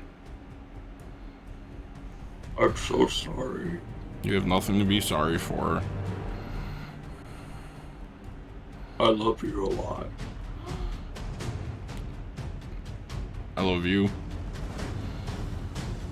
See, she's really happy and she goes in for a kiss. I kiss her. All right. This is the perfect scene amongst all the You see dead. all the bloodshed, Make it out. the dead Bards, like back of the head cracked on the rock, the one that's cratered in, bloody, gory scene, and you guys kiss right there. They're making Tufts out. to tusks. And then she says, I actually rented a villa for us to stay for the night if you want. It's probably I was for the wondering if this was best. I'm gonna need a shower. It has that. Do they wouldn't happen to have a dry cleaning / mending, would they? Well, The staff has some mending spells to put things together. My dress is fucked up. Look at this. and you see a huge slit. You still look But it's- beautiful. Oh, you're still handsome. Let's go. She tracks you even further. You guys go to, if you bring up the Waterdeep map, it's called the Fair Winds Villa. It is right off the coast. Right by the, you just walk up alongside the coast and it's right there, and you spend the night there with her. with nice servants there, nice fresh food, fruits, aphrodisiacs. I'll let you fill in whatever you want to fill in of how Craig is with Yagrek for that night. I mean, aside from what he's already For filling in, myself, yeah, Sure, if you want. Otherwise, we can leave it to people's imagination. yeah. Let's just leave it to people's imaginations. I like that. It's a nice, beautiful moon that you see. That's right above the ocean. All right, so that concludes Craig's date for that night. Nice. Good job, Craig. Good job. Yeah, good job with the combat. Yeah. Thank you. One man army. Way to not roll nat ones. Mhm. All right. So we have a couple more things to cover. Quickly. Just Yes. kind of cover it. You ran into Vincent Trench outside of your tavern Oh yeah. Hmm.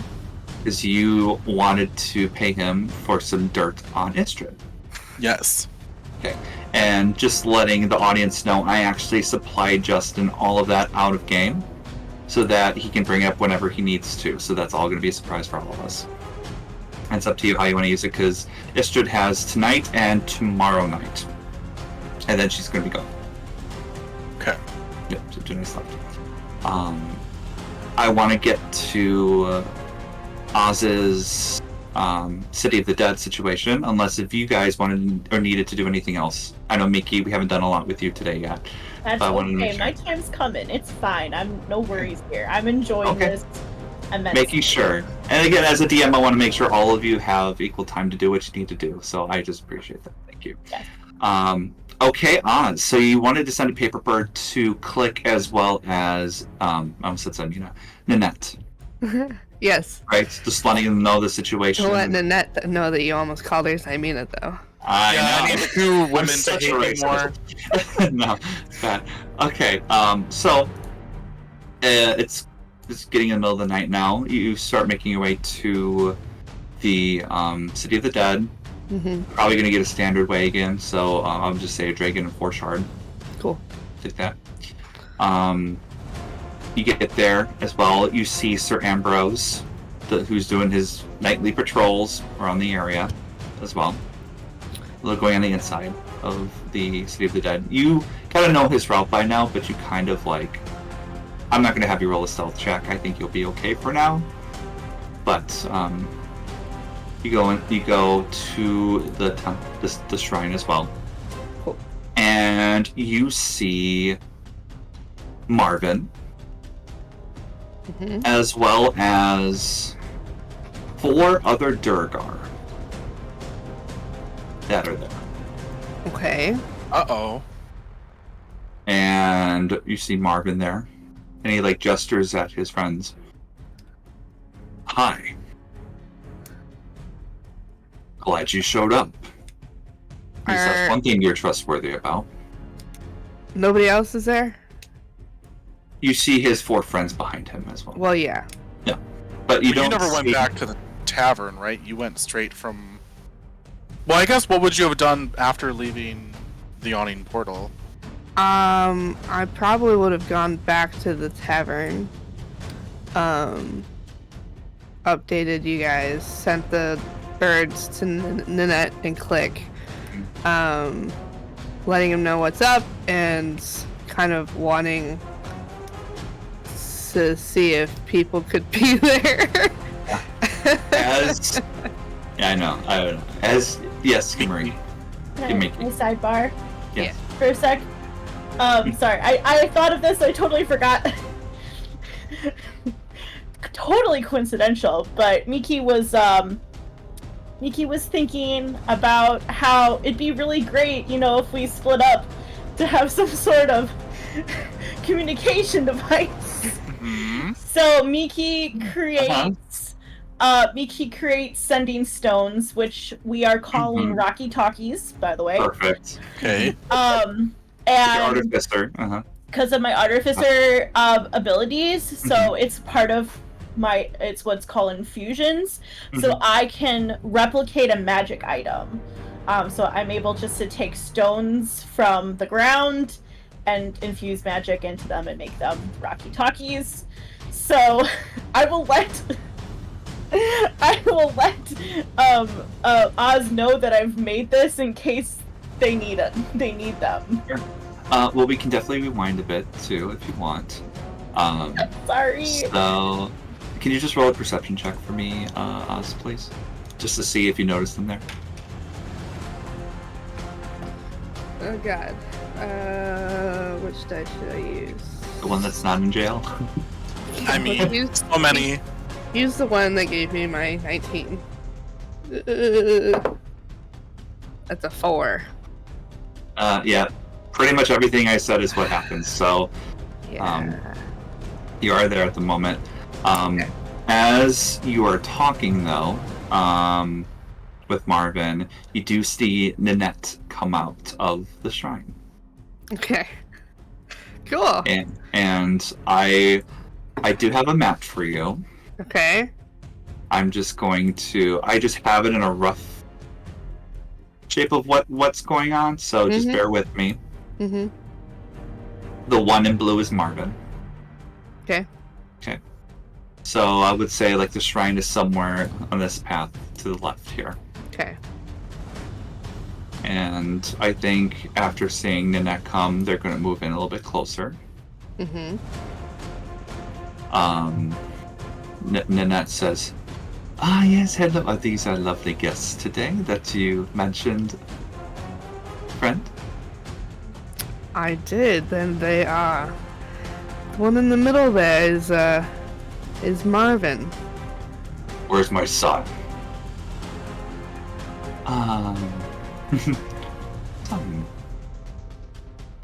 Jacob.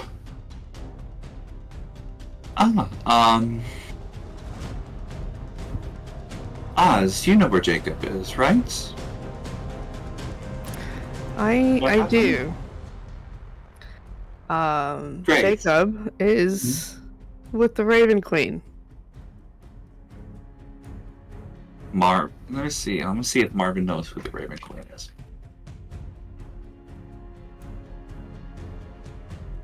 Who is that? She is our deity. This is her shrine. He Is he devoted his life to the Raven Queen, and he is with her. He's dead? And you see the rest of his friends are like getting their weapons ready. Who killed him? Was it you? Is that why you look like him? Perhaps.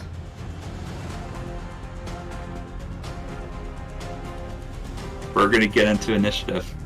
I'm like, at this point, I'm pretty sure I can't lie about it, and No. I look like him, so it's kind of hard to really Getting into initiative. All right. Oh, you guys have it rough today with all your combats. I am. Ooh. Gonna stick with that dice for a little while. And of course, where are we plus at 0. Well, yeah. A turn. Right. Okay. Let's get to it, guys. It's gonna work. Ha! Got it.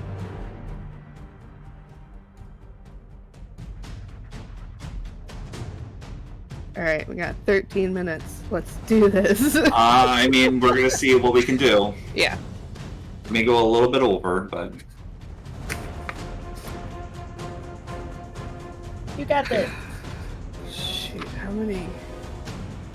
We did get a full night's rest. Yes. Okay. Awesome. yes, definitely.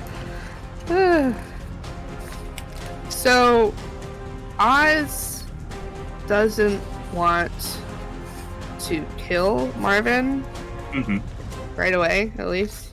I mean, Oz didn't want to kill anybody quite yet, but like, Oz, it's Oz's intention to cast Detect Thoughts on Marvin and try and get some real answers out of him. Okay. So, yeah.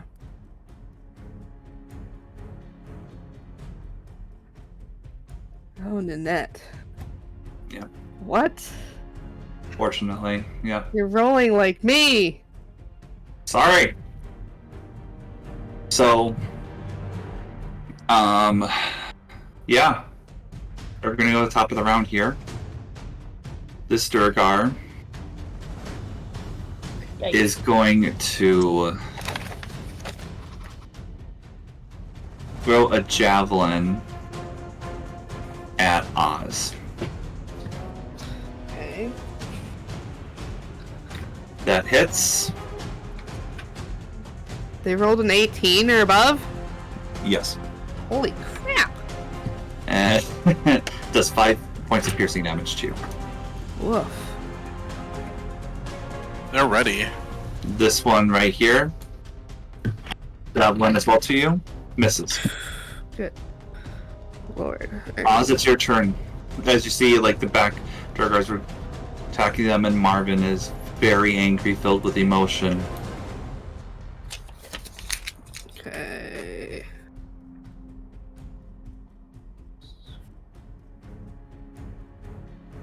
Cool. Okay. Yep, definitely gonna cast Spiritual Weapon. Okay. And so Oz's Getting scythe your scythe. Perfect. comes up and is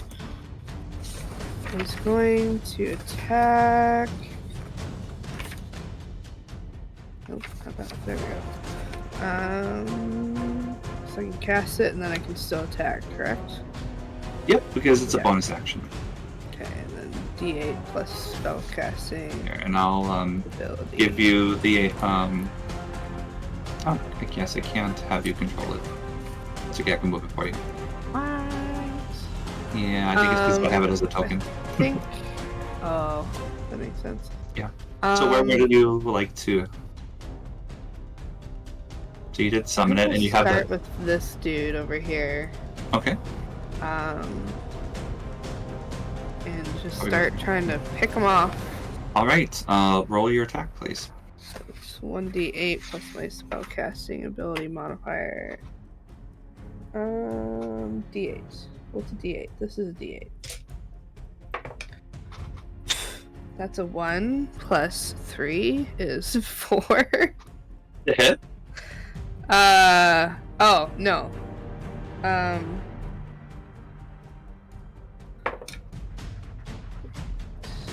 Plus 5. 13, I think.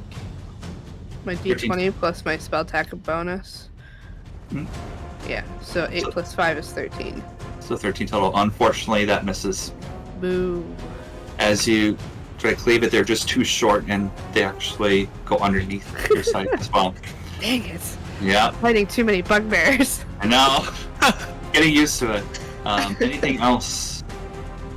I don't think I can do anything else right now because I cast a spell and then I did my bonus action to attack, and I definitely don't want to get closer. Okay. So that's everything I can do. Yeah. Hold on a sec. Just let me look up spiritual weapon. No worries. Yeah, if you could do that, that'd be great. Thank you. All right. Then next up is Marvin. He is going to walk up to you, Oz, and he shouts at you, "You killed my boy!" And he casts Enlarge on himself. Oh my god. Okay. So as a reference, you can summon it and have it attack in the same bonus action. So you still have your normal action to either attack or cast a cantrip as a spell, but you can't cast another higher level spell once you do a spell of any kind. Okay. Thank you, Justin. Sorry about that. Yeah. Okay. Appreciate it. Okay. I just want to clarify because I was like, I think you can at least cast a cantrip if you wanted to, but you can still Yeah. attack. Otherwise, you can use your action to do anything you normally would, just not cast another higher level spell anyway. So before we do that, I'll just say Marvin is here in case you wanted to do your chill touch. He has a cantrip. What would you like to do? I think.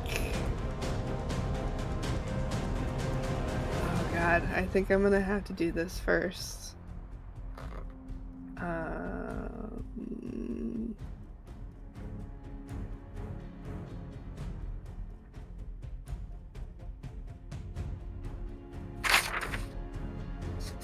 I swear I had something totally written down. It's okay. No worries. Man, it's too good to pass up. Let me check. While they're doing that, I do want to mention that with the information I received from Vincent Trent, I'm making it a point to let you know, as a player, that I will be making multiple copies of the information he had provided on parchment in my room.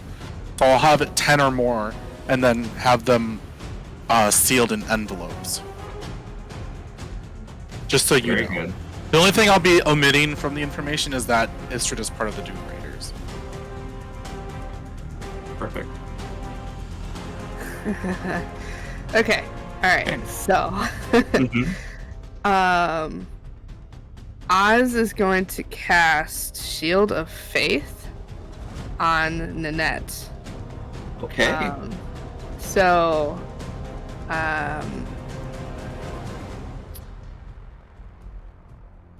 So Shield of Faith. So yeah. So it's a shimmering field, appears and surrounds a creature of your choice within range, granting it a +2 bonus to AC for the duration. Perfect. And It's concentration too. yes. Perfect. Okay. And so Oz, after their scythe totally whiffs, Mhm. they kind of take a deep breath, kind of like gathering themselves again after missing. That is another spell. Looks like a level 1 spell. Yes. Alright, so Can I- you're since oh, okay. yeah, you can't. Sorry. All right. I'll do that a different time then. The only people who can are sorcerers with their meta magic, so you'd have to cast a cantrip or use a normal non-spell action. Got it. I know Okay. spellcasting's funny. We used to not know that until we learned that from a past campaign. So that would. I'm sorry, we're not trying to be. Fair boastful, enough. I No, promise. it's okay. I'll do it later because they've got a prayer and everything. It's awesome. Yeah, we get it. Jacob wants to caress Nanette. It's fine. Anyways, in that case, well, we'll just do chill touch. Right. You're doing 2 targets, right? I can do 2 targets because it's a necromancy. Hey, I Yep. So forgot which that. ones would you like to attack?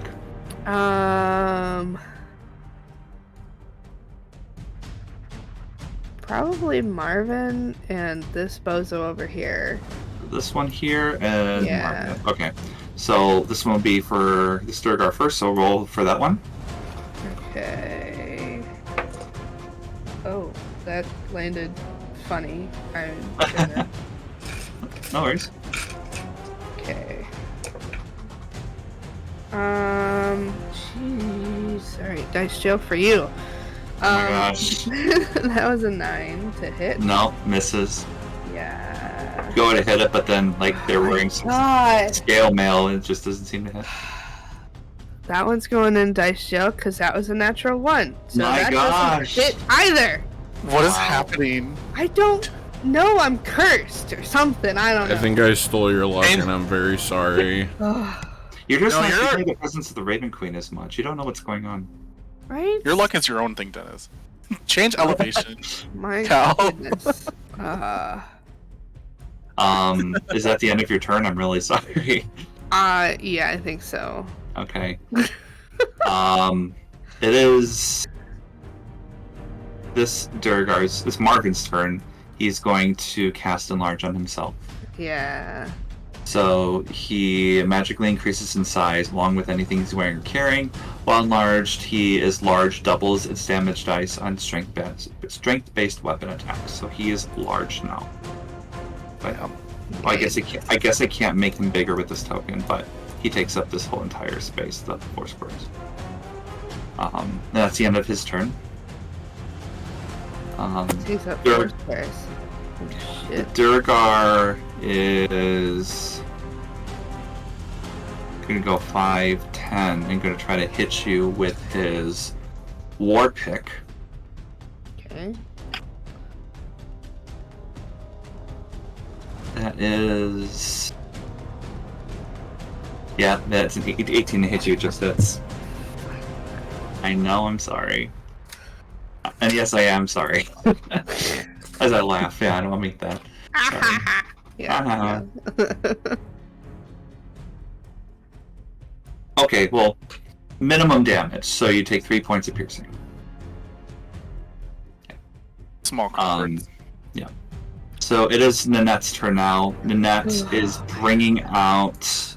You see that ruby dagger that you first saw when you killed Jacob.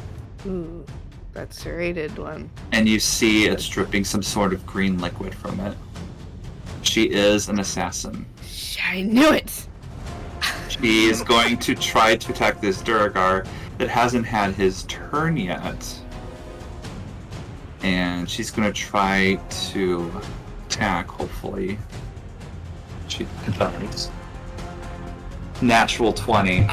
Wow. Well, is Wow. that a crit? Normally, she double Yeah. crit. She made sure. So she's going to... Nice. Yeah, so... Wow. Yeah, I'm gonna have to... Okay, so... 1d4, so it's gonna be 2d4. Okay, I have to just use a dice here. So it's gonna be 2d4. And then... Oh, did that work? Yeah, it did. It's just. Oh, it worked. 3. It's just, yeah. Pitiful. Oh, no, we got a lot more, don't worry. I know. So, but yeah. Okay. Come on, sneak attack. And then another 66 Oh, plus another 66 sneak attack. Because all dice rolls are doubled. that's Plus- pretty. 3. 3. So It's literally 40. in one hit, you see the net, just like in the shadows, sneaks down and pierces this Duergar right in the neck with such precision as the poison just trickles down, and you see, even in the dead of night, his veins turn a black color and just oozes this blackish liquid coming out like an inkwell that's coming out. Nice. Looks like Oz's blood. And Yummy. it does. And he is dead. And it doesn't make a lot of noise. It's just so silent and deadly. Nice. And that's the Hot end damn. of her turn. As this happens, another figure comes out. Oh god, is it Sir Ambrose? See, Click says, "Oh, am I late to the party? Yes! Yeah, I want to have some fun too." And he got really low initiative. He's gonna take his time. He's last one. He's gotta oh savor no. this. So he's actually, I will say, yeah, he got. Oh, poor guy. Yeah, he got a 4 in the combat. So Chuckles. let me bring him up here, and I will just say, oops, at turn. Yeah, so you got a 4 total. I will say, like in his turn, he'll just move. He'll dash and go right here by the net. Okay. And that is the end of his turn. Top of the round, we got this Duergar here. He is going to go to net and enlarge. That's the end of his turn. This Duergar is going to go here and enlarge as well. Oz, it is your turn. Marvin is enlarged. This one is normal. So this is the only one that's not enlarged right now. Okay. I think I'll move the spiritual weapon next to Marvin, I guess. If he's taking up 4 squares, it might already be. And... Oh, sorry, where would you like it? Like here? Or by Marvin? Yeah, by Marvin. Okay, we'll go right here if you want. Oh, Cool. He's enlarged. He's taking up this whole space. Yeah, okay. Cool. For thematics, just move it in the middle, Dan. So everyone's not confused. Thank you. You're welcome. And we'll try to hit Marvin. Okay, roll a hit. Keep in mind, this is just your bonus action. It doesn't count as a Mhm. spell. Jesus Christ almighty. That's a 2. Misses. We need to get you a dice tower. Anyways. Yeah, I've been thinking about making one. Yeah, Mm. I need to get on that. Mm-hmm. Oh boy. Yep, so you have your action. I do.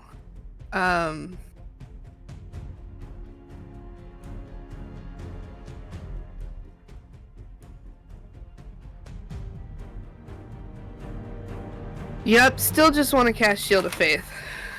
Okay. So I'm gonna cast that on Nanette. Okay. And so 60 feet. And yep. yeah, it is a bonus action, but you can use it as your normal action if you. Oh, it is concentration. Oh, and wait, spiritual weapon is not concentration. No, it is not. That's right. Yep. Yep, So you it's can just get there. there. Cool. Okay. So she has a +2 to her AC. Which Yeah. I will make note of. Because she's the only one doing any real damage right now, anyways. At the moment, yeah. So Oz takes a deep breath, kind of holds their arms out a little bit to the sides, in a open palmed prayer position, I suppose, Mhm. and then speaks out loud to the Raven Queen. Divine Raven Queen, mistress of shadows and protector of souls, I beseech you to grant Nanette the shield of faith. Envelop Nanette in your ethereal wings, shield Nanette from harm, and guide Nanette through the darkest of nights. I pledge my unwavering devotion to your name, O Queen of Ravens. Hot Nice. damn. Very poetic. That was very good. As you do that, you see just a wide wingspan of black feathers, some that are even like falling apart, envelop Nanette, and it actually molds into her cloak that she has on, so that they actually turn into a feathery cloak as she's more in one with the darkness and the shadows. Nice. And you see, and there's actually like an illusionary cowl that's covering her face with a raven's beak coming out as well. That's amazing. I As love you really that. felt that. And she says, "Thank you, Oz." Is that the end of your turn? Yeah, I'm pretty sure I can't do anything else. So All right. It is Marvin's turn. bring Marvin is very. You can tell he feels really sad, full of emotion. He knew there was no hope, and he's going to try to attack you with his war pick. His gigantic warp. He there's no advantage. Yeah, so he misses you, as he's just simply crying and just whimpering like, "You killed my boy." That's the end of his turn. Next up is the Durgar next to you. He's going to enlarge as well. So all four of them are enlarged. Next up we have Click.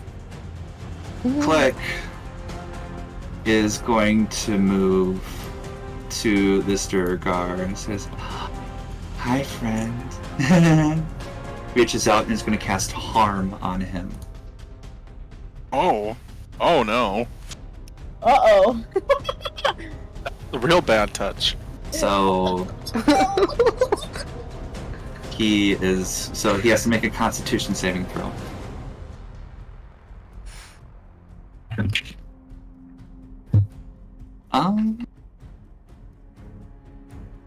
Actually, yeah, he passed, but takes 14 d6 necrotic damage. Damn. What? Mm-hmm. 14 d6. 14 d6, yes. What? 1, 4, 14? 1/4 d6. It's a level 6 spell. You better keep Click in your back pocket there. Right? Yeah.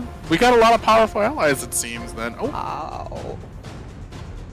I can't see right here where. 49. 49. Oh, there you go. 49 halved.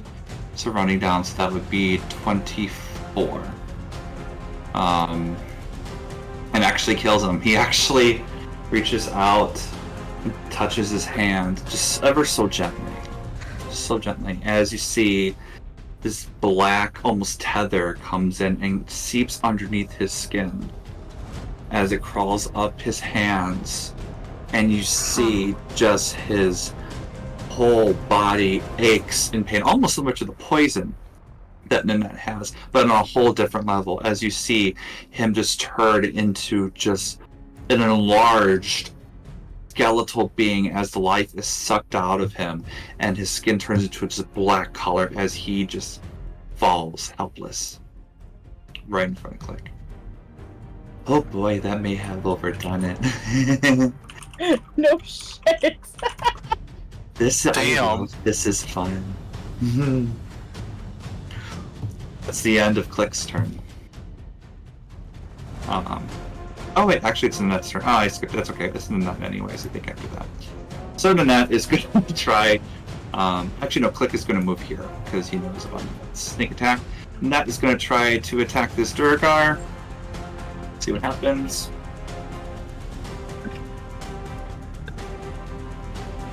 That is... Oh, jeez. Yeah, that is... 11 plus 9. Yep, that hits. Okay. So we're just gonna roll this again, just like last time. So we're gonna do... So it's 13. Okay, so 3d6 plus another 3d6. So 66. 14. 14 plus another 1d4. And plus 3. So 15, 18 points of damage. As this Durgar is actually looking pretty rough. And it's almost dead. Top of the round. It's this Durgar's turn that I was trying to hit in the net. And misses. Oz, it's your turn. I guess I'm gonna try and hit the Durgar on the right. So Alright, not go for it. Marvin with the spiritual weapon. Yep. Oh god, okay. Oh, that's an 18, thank god! Yay! Yeah. Finally! Go That's for it. without any modifiers too, so good god. Okay, so I can actually roll damage? Is that Yep. what Yes. you're telling me? Yes. Plus Yes, spellcasting you modifier. can. Yep. Oh, that's an 8 plus Maximum 3 damage. is 11. Nice. 8 plus 3 is 10. Damage. Ever since you said you did 11 damage total? Yes. Ever since you did that Shield of Faith prayer, you felt the Raven Queen around you again. You felt the presence with her. She's with you now. She's here. As you feel like your spiritual weapon, the scythe, just cuts him right along the back. Stinging pain. Barely standing. Cool. Oh, you have another attack? Or another, you have your action.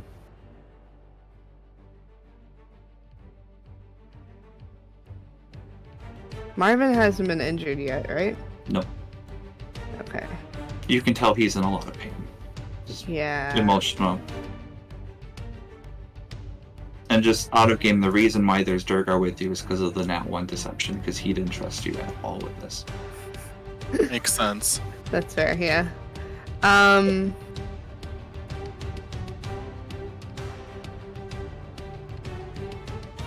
You see him just I was crying. going to cast Detect Thoughts on On Marvin? Alright, On Marvin. sounds good. And that's your racial ability, right? Yes, that's my racial ability. And he has to make a wisdom save? I think so.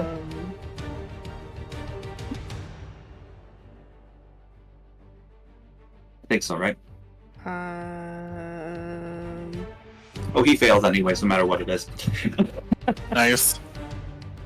So, surface level thoughts. You get, Oh. he's dead. He's gone. I have no one.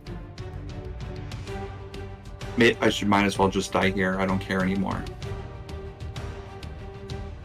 And then deeper thoughts you hear. And you actually see Carol holding hands with a young Jacob, probably like a kid. And Marvin reaches down and hugs him, and you see Jacob being really scared, but warms up to him over time. And you see Carol not paying any attention to Jacob.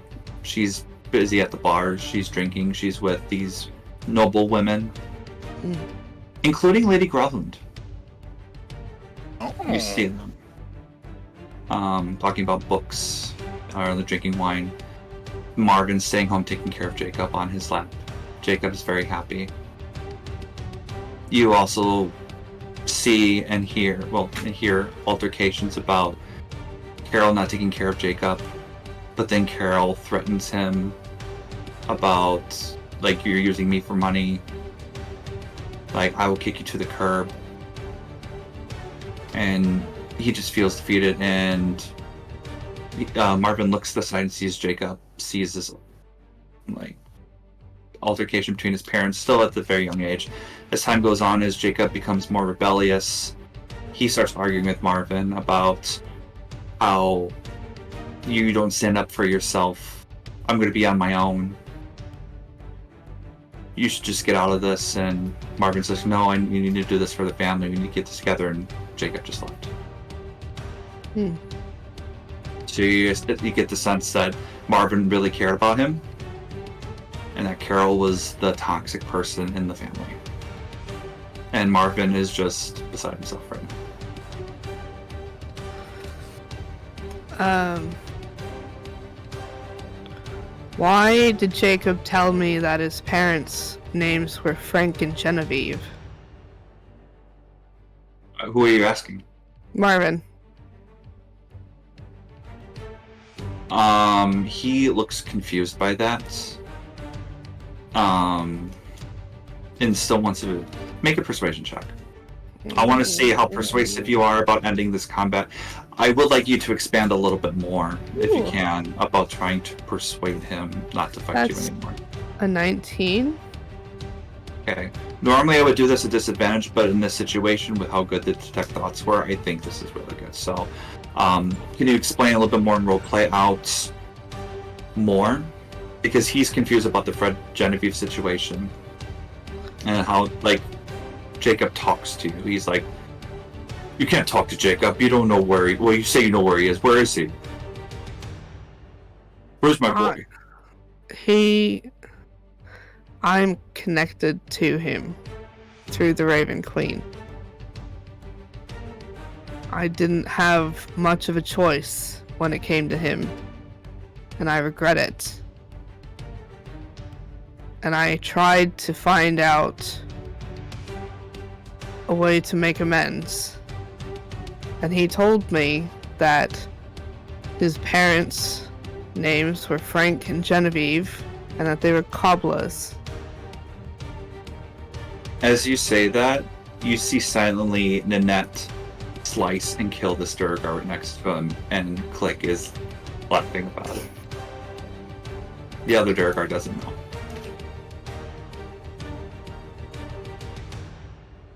And they both stand and look at you. Marvin says, I don't know. I was his father. Carol was his mother. But I was more of a stepfather. I don't know if he was truthful to you or not. I mean, I can see why he wouldn't be truthful to you, because you lie, but... I tried my damnedest to not have to lie. But everything Jacob has told me thus far has been a lie. But why him? Out of everyone? How come you couldn't kill a criminal or... I don't know how you... Who forced you? Did he volunteer? My family was in danger. And it was him or me.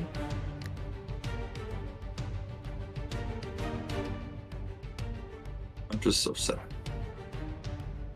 I'm sorry for your pain and your loss.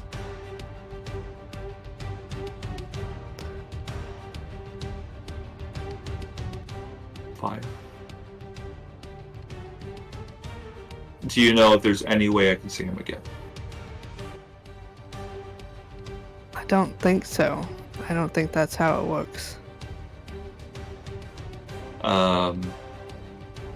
Click raises his hand in the back and smiles, as if he wants to chime in if you want.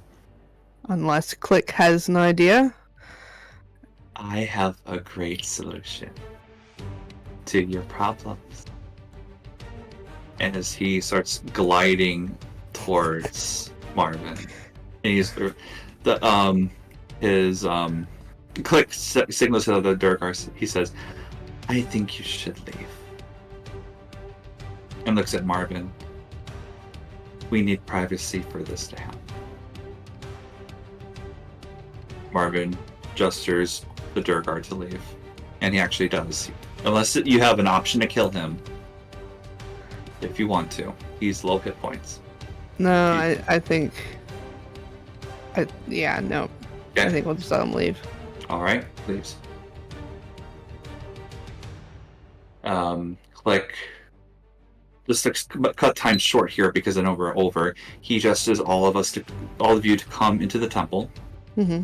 Shrine, and he says, the only way you can really talk to your son in the afterlife, as if Oz kills you right here and now. And then you'd be reunited in the pit of blood. Quite a conundrum, I know.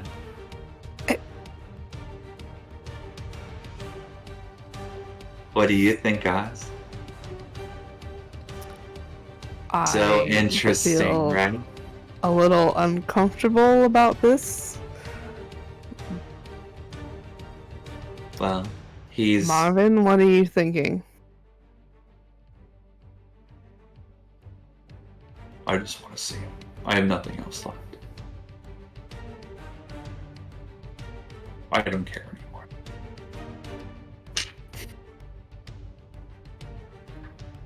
I have no Annette? other family. What do you think? Well, I went to the field war to get another person for you, but fine if you want to kill him, that's fine.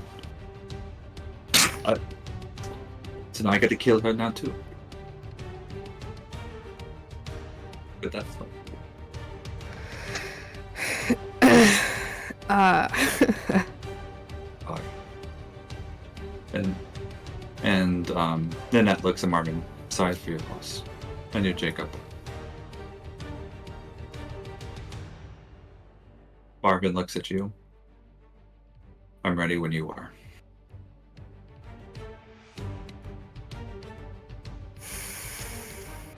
No. Oz casts Chill Touch on Marvin. In a very similar fashion, Marvin is on his knees, closing his eyes, as the look of his own son reaches out, pierces his chest, and you see a transfer of souls as Jacob's soul vanishes, and you pull Marvin's soul in. As you see not only Marvin's last view of life, but a new beginning to be with his son once again. And that's where we're going to roll out of today's episode. Damn. I have goosebumps. I'm so sorry, Cal. You are really dealt some tough dilemmas there, but you know, you did the best you could. And that's going to create a lot of interesting shit later down the road, so good luck, Dan. Yeah. Just so I'm understanding this, did you kill him? Mm-hmm. So you're Yeah. gonna turn into him. Mm-hmm. Oh boy! Damn it! I'm gonna miss Jacob. Right? Okay, Handsome. calm down, Thirst You, Trap. you can visit him anytime you want in the blood I pit. can't wait to see what he looked like. That's the thing, like with these characters, with the ones that I created too, like I really didn't want to show them so that because for with sure. all four of you guys, but at least you know what Marvin looks like for the most part, so you definitely have that. And the same with the ones like Oliver. But maybe I'll show a picture of Jacob as a little surprise later. But thank you everyone to watching, especially since we were over. If you liked what you saw, please share this. This is a lot of fun for us, and we love you very much. We are scheduled to be here next week. And thank you, and remember, if in case you forgot, this is Roll or Roleplay! Bye guys! Good night.